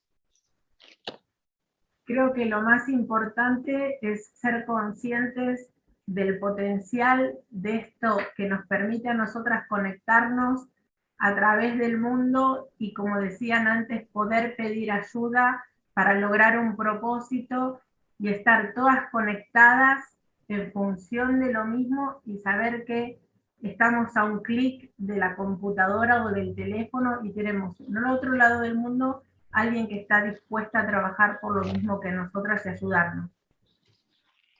I think that the most important thing is to have this conscious and realize this potential of connecting, to ask for help, to achieve all the objectives we have, to fulfill the purpose, and to connect thinking about the same objective and understanding that we are just in a click of distance from each other to connect than to solve what we need to solve. Y la importancia también que mencionaban de cuidar y de pensar y estar pendientes de los demás a través de una pantalla o de alguien que tal vez yo no hubiese conocido de otra manera y ahora, gracias a esta posibilidad que tenemos digital, estamos tan cerquita, pero cuidarnos todas y estar todos pendientes de los demás, así, sentirnos que estamos al lado unas de otras y ustedes están a miles de millones de kilómetros de distancia. Okay, here we have the importance of take care of ourselves, the importance of thinking about others, that we, through this screen, we are connected, we are nearer, we are taking care of ourselves, realizing what our needs are, and feeling that even though we are in a huge distance, physical distance, we are here together, very near to each other, to help us and to connect. Y aprovechar sobre todo las redes que hoy por hoy creo que descubrimos que es imposible o es muchísimo más fácil lograr nuestros sueños juntas. Entonces aprovechar todas las redes que existen de mujeres que trabajan con un objetivo, con otro, pero todas potenciarnos para lograr, como dijo Karen, un mundo mejor. Excellent. So Karen is making a call to take advantage of all the networking that we have created to discover how we can achieve our dreams together, how we can increase the potential that we have and the inner potential that we have inside of us to fulfill all the objectives that we have from every part of the world. And as Karen said, to contribute of changing this world. Gracias.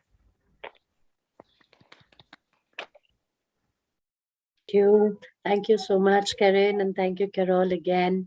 I think that beautifully sums up, all that we have been saying in terms of networking as an influence that we leverage. Networking is also getting influenced ourselves, and that interplay of forces that happen for a purpose again.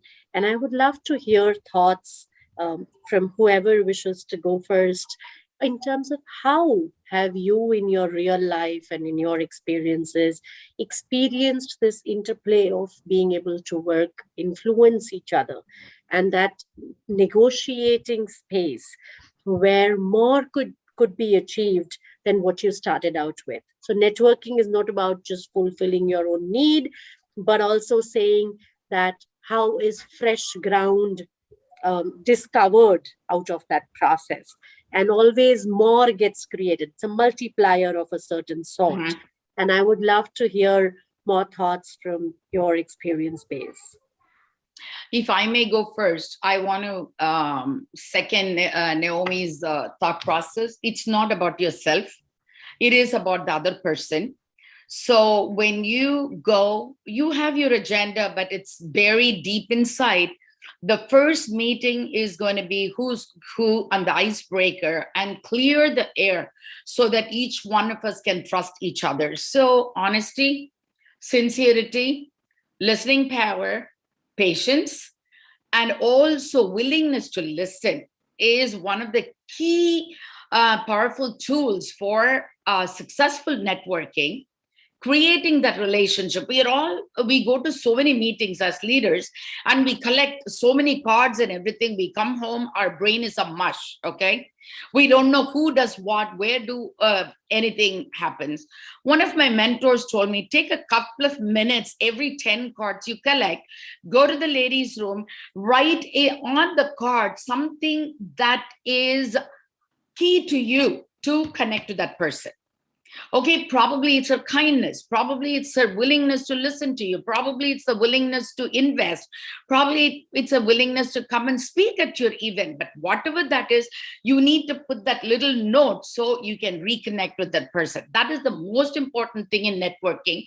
You go to the meetings, you forget about everybody. Everybody is going to forget you too. And the second thing I learned is networking is a fundamental thing to human breathing. Network has to be like how we take our breath. This is a conversation from a 3-year-old at the playground.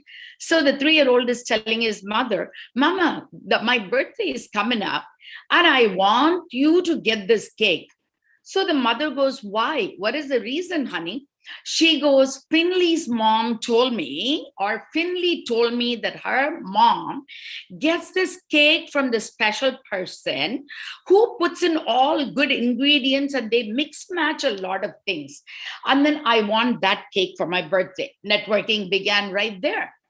Okay, we connected a baker to 2 families. Now the word of mouth will connect to 10 others. Today, especially with the COVID season, if you look at it, we are connecting globally at every point of our day. You're on the phone, somebody is connecting with you. You are taking advantage of that. It should not be taken very lightly. We should put a thought process into it and then be again and again and again very genuine about it. And if you're working with the corporations, you need to know where their pulse is, what is happening there. I'll give you a simple example. We applied for a huge grant to Coca-Cola. And my whole thing is empowering girl children with education through toilet, sanitary pads, and empowerment through self-defense and everything. Coca-Cola's totally opposite plan. Their only plan is conservation of water. I will never go and reach out to them in spite of having 100 meetings for Coca-Cola to invest in my project. So don't waste your energy before you go to the network meetings. Find out from the guest list or the corporations where their pulse rests. So if it aligns with your ideology, that is when we can meet and create a partnership. So it is also a lot of intelligence quotient, and as women, we are emotional quotient and as well as intelligent. So we need to sense that and attend as many network meetings as possible. For some reason, I passed the mothering stage, but I'm part of a mothers group of medical professionals. Or we are part of the market group where we are trying to exchange whatever is mine. Now somebody else has a new kid. I said, hey, don't buy anything. I have everything stored in my attic. Let me send it to you. At the end of 3 months, you bring it back to me and it will go into the attic to be given to somebody else. So these are all some of the basic networking system that we could use in our professional lives as well. And that has been some of my very strong suits when I go speak to various organizations and individuals. And this World Women's Economic Forum has opened doors for me in seeing so many women leaders. Sometimes I will think of myself alone as the highest feminist you can ever find, and to break the gender barriers. I work very hard to do that. And when you come across so many leaders, it is very electric, the power. And it is absolutely phenomenal to meet each and every one of you. And again, to quote Naomi, we don't know how we will partner in a year or so if our ideologies meet. So it's such a great opportunity, and I want to thank the Women Economic Forum for including me as part of the panel, and it has been a wonderful, wonderful journey so far. Thank you, each and every one of you. Wonderful. Thank you, Jayanti. That was such a beautiful sharing. And I would love to hear more of your, whoever wishes to go next in terms of sharing how networking has played out for you in what you have gone out to achieve. Yes, Karen. Yeah, okay. Networking has been an essential part of my professional life. I used to have like a maximum of 1 year or 1 year and a half in each position that I had in the corporate world, and always going up. It was amazing. But basically what I had is not only my titles, not only that I was a professional and my master's degree, but also the relationships that I had with people, and relationships that are not only focused on what I needed, but how I can serve. And I think that is the essential part of networking, how we can serve others. Imagine a world in which we are thinking how to serve each other, and only how to serve each other, we all can fulfill our dreams, our needs would be fulfilled, completely fulfilled. So basically it's how we think first, how we think in serving others all the time, without any interest, without expecting a reward. Okay, how we can help. And the other part is that networking, it's so important in women's life that we need to make a call to network. So I'm going to explain this. Maybe there is a lady in a country that doesn't know that she needs to network, that she needs to connect to others to solve her issues.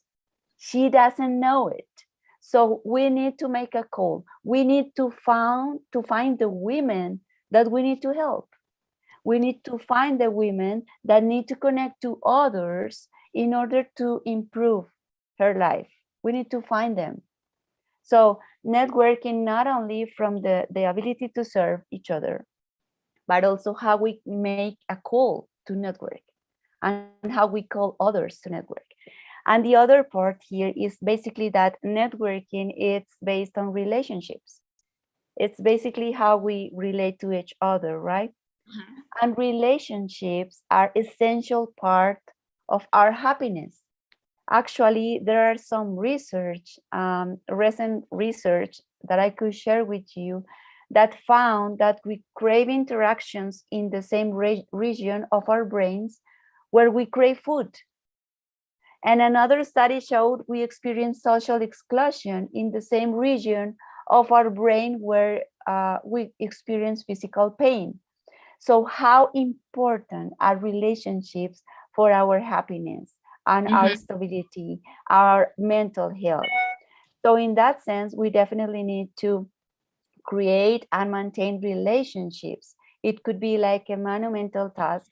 And maybe if we have lost our jobs, it may be we have lost our self-worth, the last thing we want to do is to talk to other people because we don't feel like we have value to give.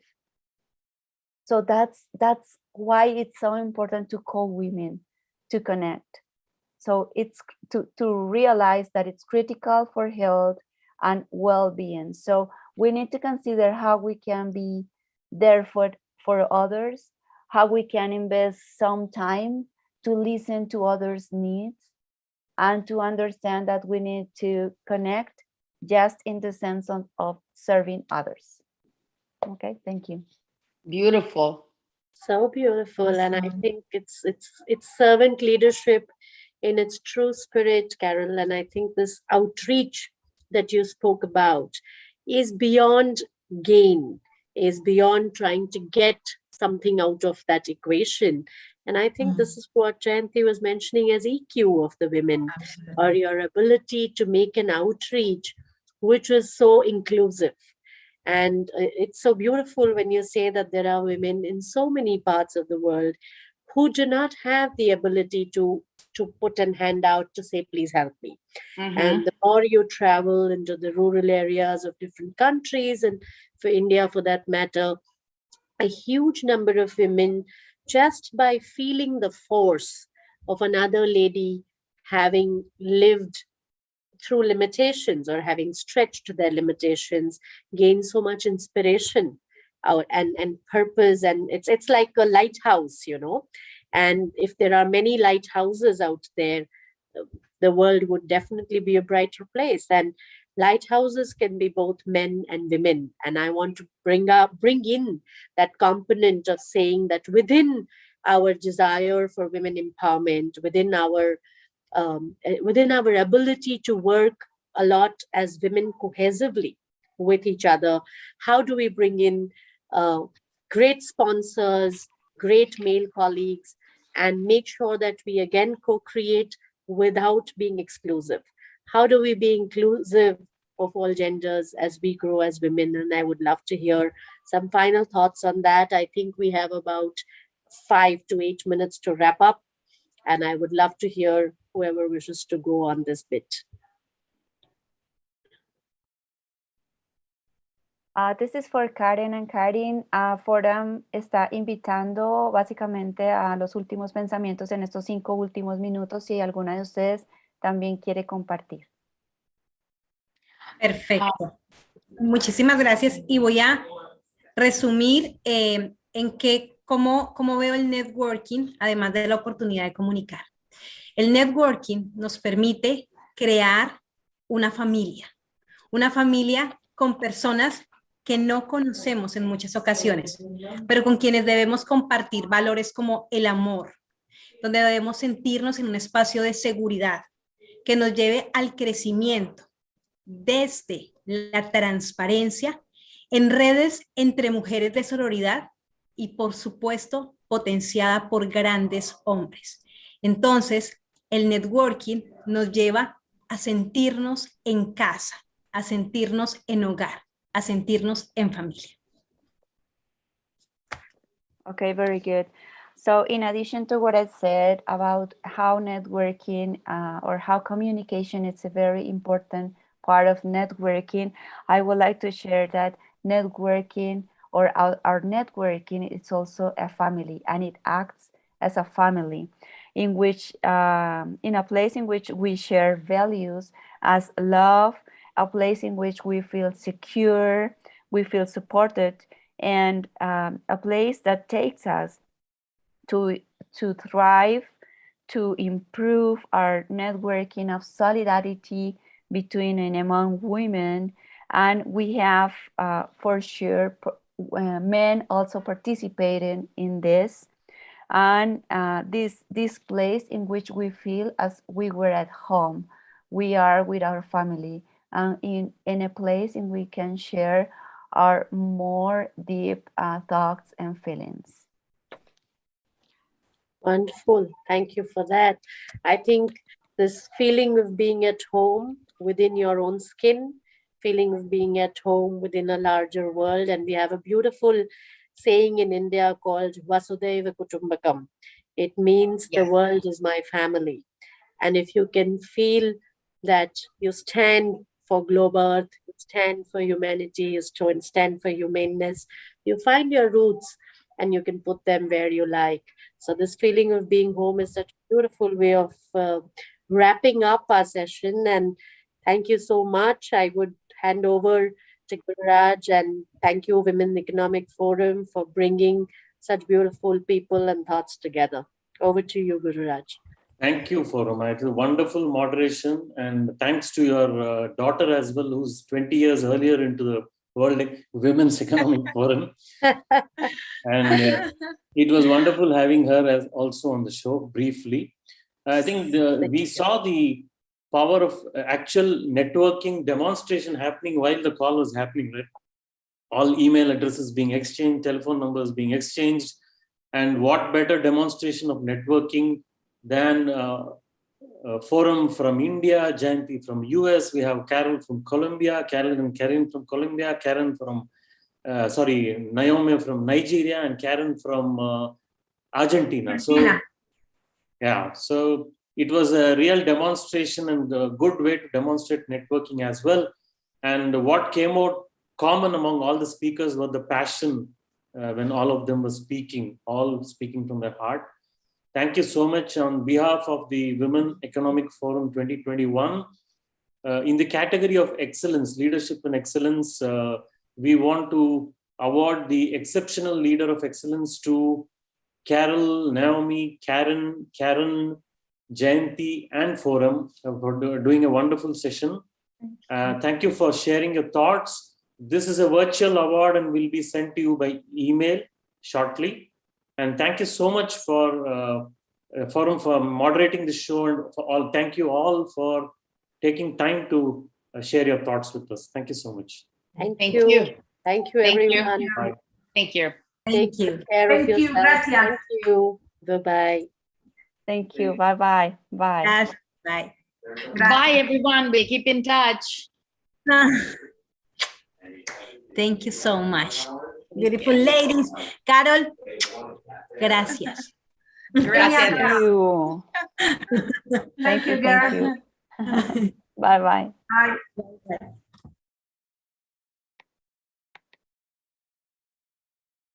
Hi, Tanya.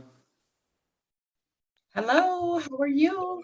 Good, good. Where are you logging in from? Well, today I'm actually I'm in Arizona. I live in Detroit, but I'm traveling, so I'm in Arizona today. Okay. Just not too far from Phoenix. Okay. How's the weather in Arizona? Well, where I'm at, it's a little cold, but not as cold as Detroit, so I can't complain too much. I just, is this format a panel that we're having today? No, it will be, I'll just be handing over to you after introducing you. Okay. And the stage is yours. It's, will you be presenting something or you will be speaking about? I'll just be speaking. I did ask about a PowerPoint presentation, but I was told just to speak and not to have the PowerPoint. So I'll just be having a discussion. And what's the time you've been given? The time that I'm showing is 30 minutes, but they have me for 2 sessions, and it actually runs into the other session that I'm doing after this. So I will probably just be about no more than 20 minutes, because then I do have another session and it runs together. It overflows. Okay. It overlaps. Okay. Are we doing any Q&A, or just we're just having am I just talking, or will there be some audience engagement? We can have it, but unless people post any questions. But in the YouTube and the social media channels, people can chat and post questions and things like that. So. Okay, got it. Yeah, understand. So we have another 6 minutes to start, so I'll just go off screen. Okay.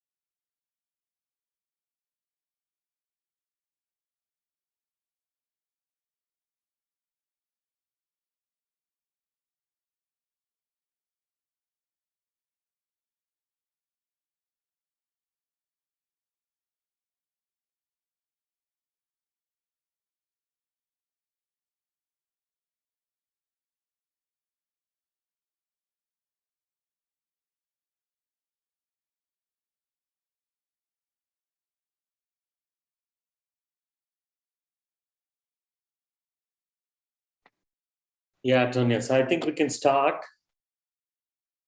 Good evening, Tonya, and good evening to the viewers who joined us through the other channels, the social media channels as well.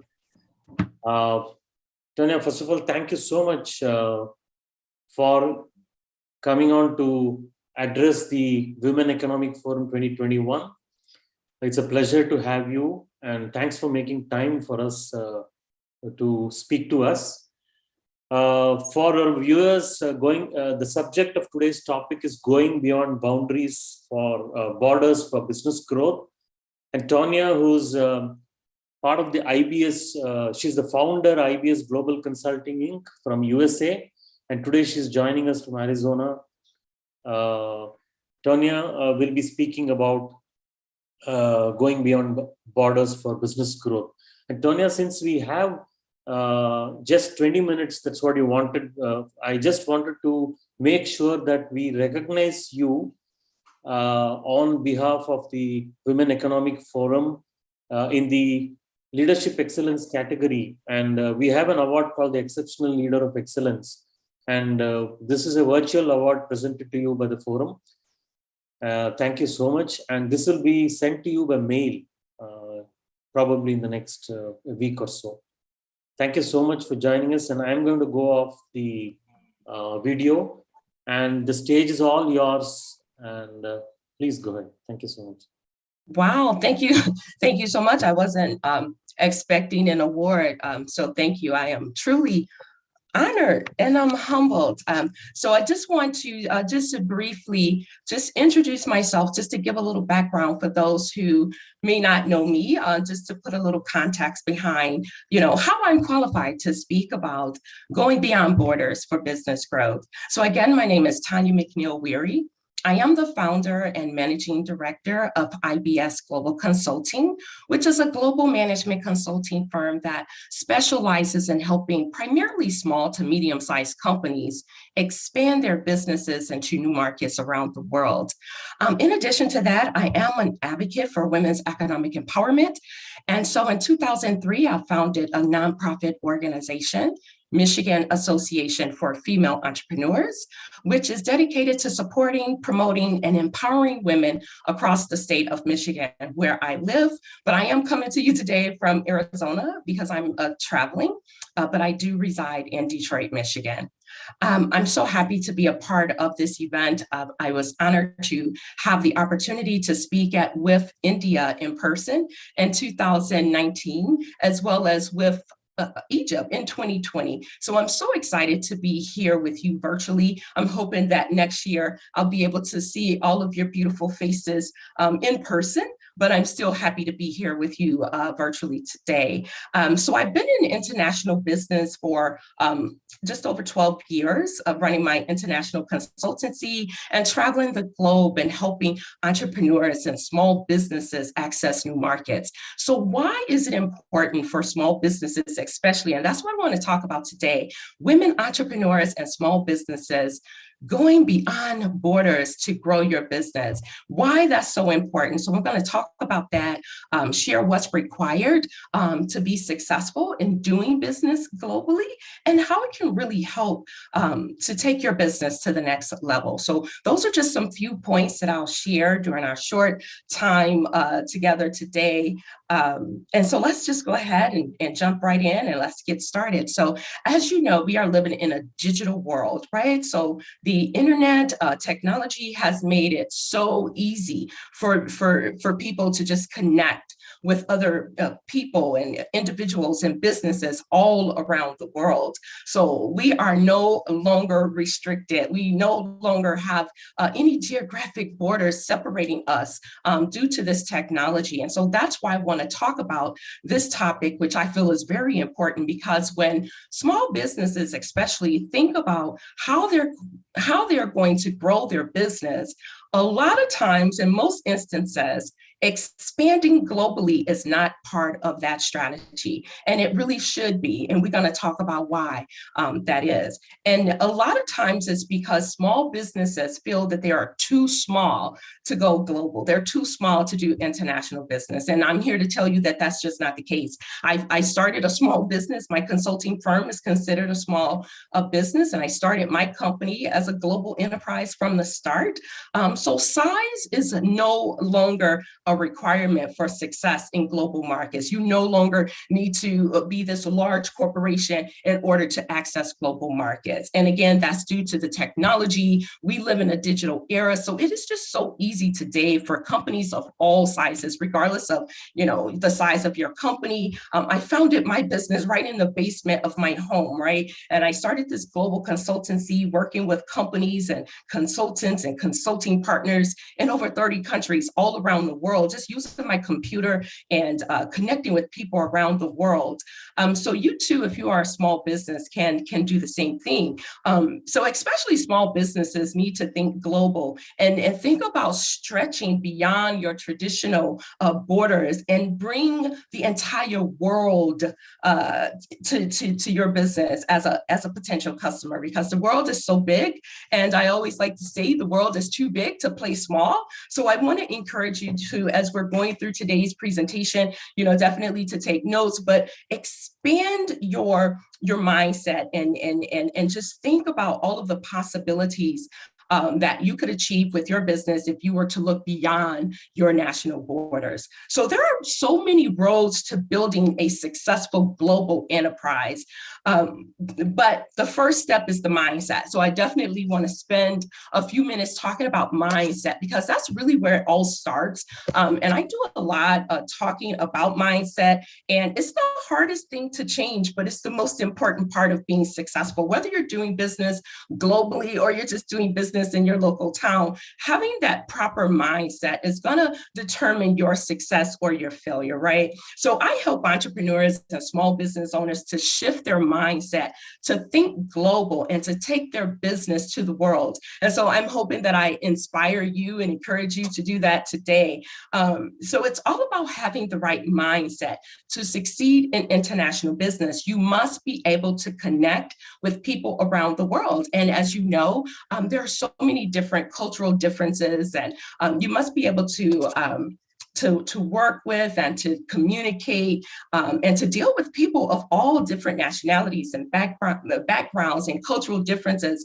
And really having a mindset is going to help with that. If you have a global mindset, your attitude and the way of thinking is a major factor in your success or failure, whether you're doing business globally or domestically, but especially if you're talking about taking your business to the world and doing business globally with people of all different backgrounds and cultural differences. So whether it's conscious or unconscious, these mindsets can directly impact your success when doing business globally. So we're going to talk about that.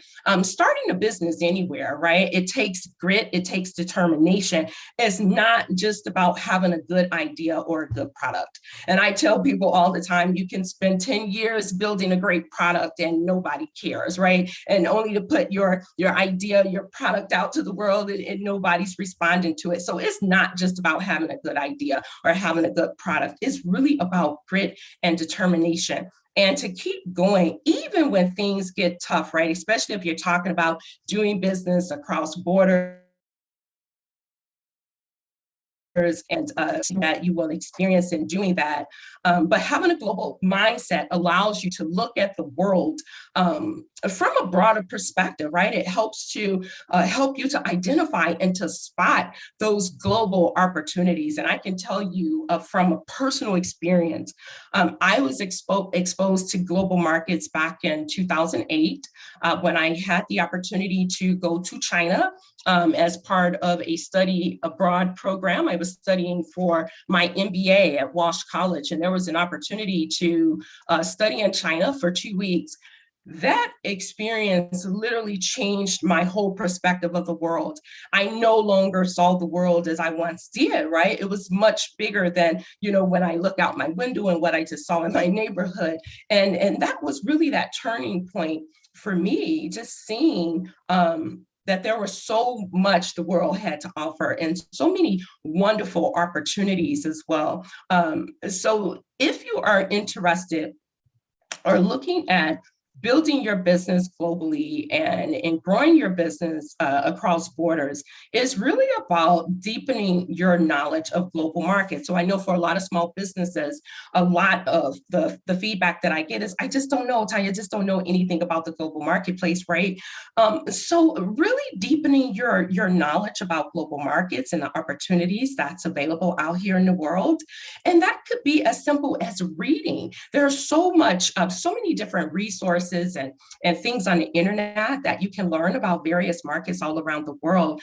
Talking to experts who are working in the international business space is also a great way of deepening your knowledge and learning more about international business. Learning the language of international business is another great way, and finding out what you don't know, right? Because you just don't know what you don't know. A great way of doing that is really attending international trade conferences and seminars, just like this one that you are taking part in today. This is a great way to really expand on your international, the language of international business. It's a great way to start connecting with with people all around the world. And you can do that right from your computer, just as we are doing today, and expanding your brand, your products, your services to new potential customers and partners all over the world. Also spend time educating yourself about the process, right? Because as much as I encourage small businesses and entrepreneurs to go global, I will be honest to say that it's not necessarily an easy process, but spending time educating yourself about that process, what that process looks like, and what that's going to look like for you and your business. What are the barriers that you're going to have to overcome when looking at expanding your business? And what are the options and the possible avenues for expanding into global markets? We can talk about many different ways to do that. But for small businesses, I really encourage you to, again, attending or participating in an international expo where you can do product demonstrations, you can test your product in the market. That's the most easiest way for a small business to test the market, to see if there's interest in your product or service in a new market, by exhibiting, by doing demonstrations at an expo, at an international expo, a trade show. And that's just a great way to also to start the networking process and building on those global connections with international customers all over the world. And so that's one great way of doing that.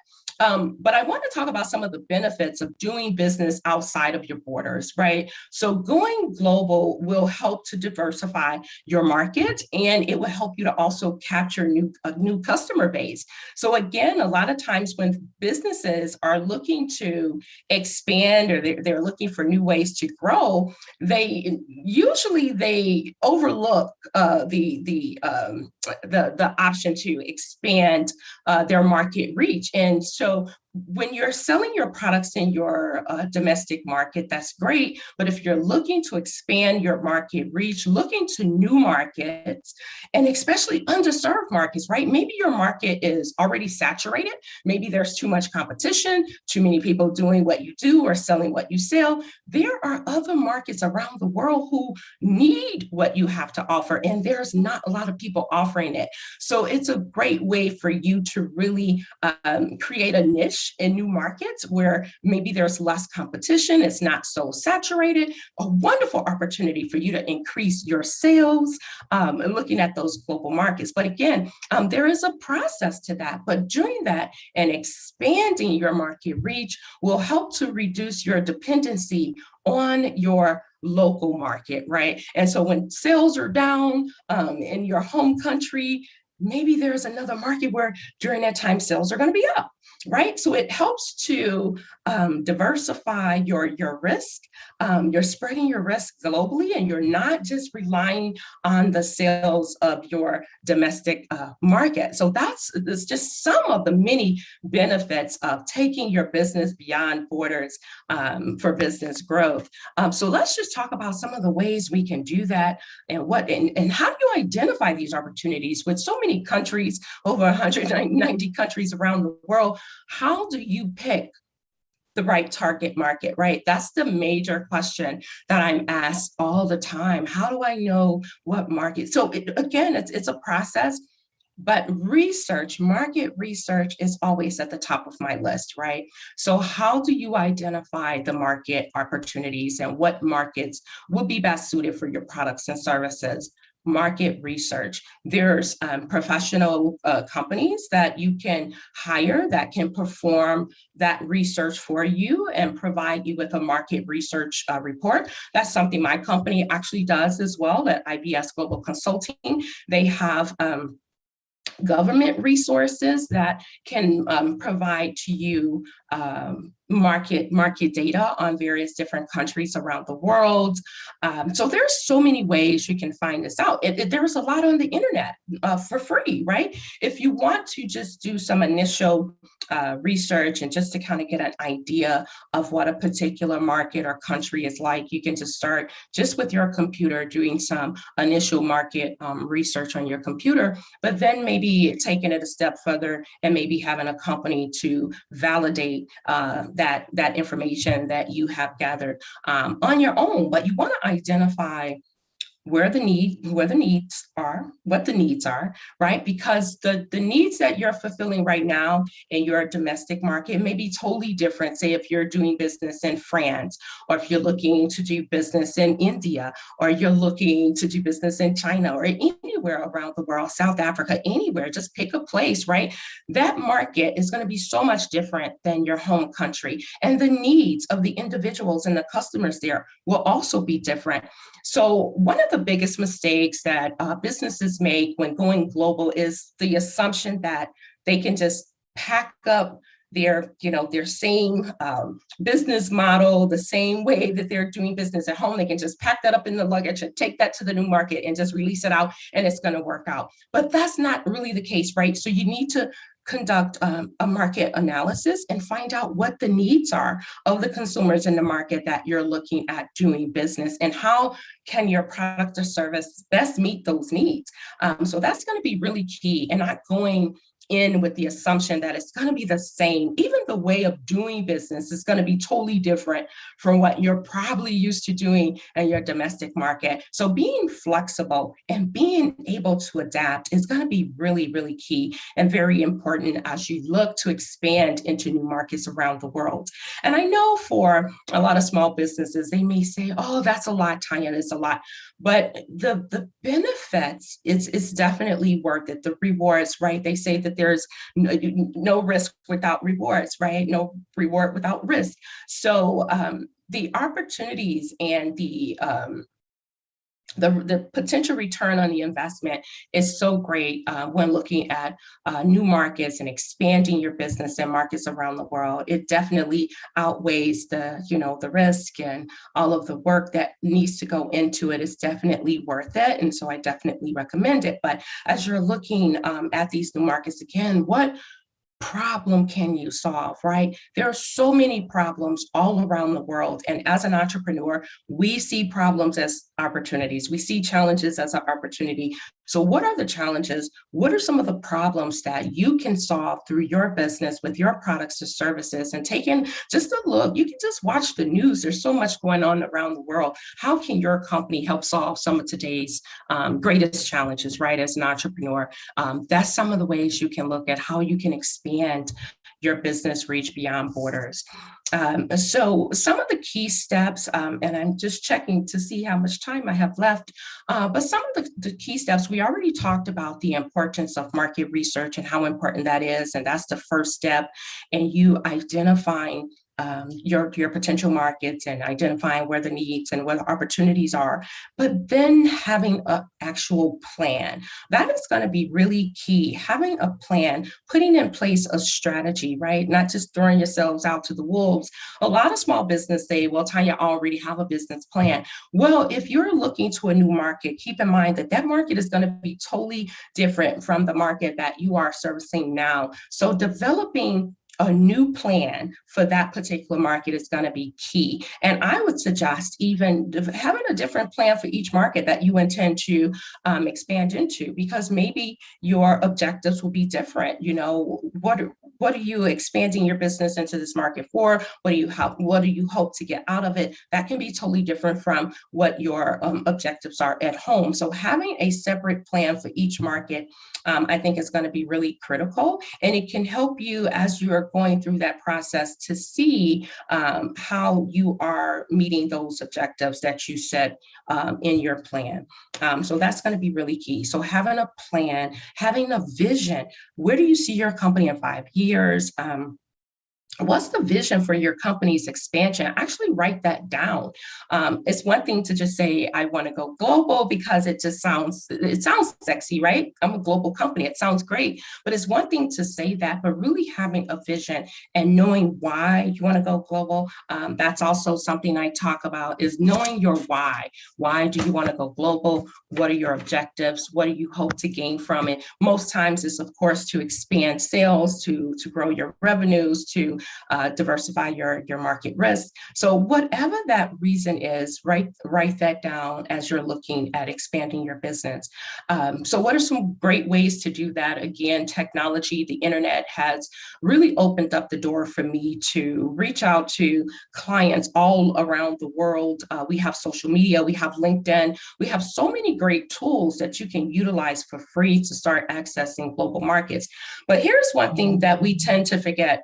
If you are a business and you have a website, you're already global, right? You cannot dictate who's going to go to your website at any given time. So if you have a website and you have that internet presence, you're already global. So maybe looking at your website, if you're looking to attract more customers from a particular region of the world, say the UK or anywhere around the world, maybe making sure that your website is localized for that particular market that you're attracting, that you want to attract customers, making sure that you can accept payments in different currencies from those countries that you want to do business. And again, there's so many different platforms and payment providers and payment solutions that you can look at, but because some countries may not take certain payment methods. And so taking a look at that and how could you implement that and put that payment button on your website to capture those international sales. But again, if you have a website, you're already global. So now just taking a look at how you can more globalize your website for the particular markets that you're looking to reach, taking advantage of, tools like social media, Facebook, LinkedIn, to promote your products or services, attending events like this, participating in global trade shows around the world is a great way. I just participated in an event a few weeks ago, met people from all over the world, delegations from countries all over the world, right under one roof. It was 60 countries right under one roof. So international trade show is by far the greatest way to expand your market reach. And it's a great way to test your product in that market before making a huge investment, setting up shop, opening up offices, only to find out that there's no interest in what you have. So those are just some few tips. I think I'm at my time, but I want to encourage you to connect with me. I am on LinkedIn. I'm on Facebook. I'm on Twitter. You can just search by my name, Tanya McNeil Weary. I also want to encourage you to check out my new book. It's called Women Going Global, which shares real life stories of women around the world from 13 different countries who are doing business beyond their country's borders. And they are sharing their successes, their failures, their lessons learned. And I think that's a great book for you to check out. You can check it out on Amazon. It's Women Going Global. So once again, I want to thank you for your time and attention today. It's been amazing. And I do hope you enjoyed the rest of today's forum. Thank you so much. Thank you, Tonya. I think it's a wonderful session. So quickly, you took us through and challenged the whole belief system around a small entrepreneur is not necessarily small. He or she can go beyond boundaries. You quickly touched upon topics of market segmentation, target market, market survey, market research, and then going global. Thank you so much. It's a wonderful session. I hope people listening in would have definitely benefited and they will connect with you later after the program. On behalf of Women Economic Forum 2021 India, I want to thank you for taking time and addressing the participants. Thank you so much, Tanya. Thank you. Have a great evening. Thank you. Bye-bye.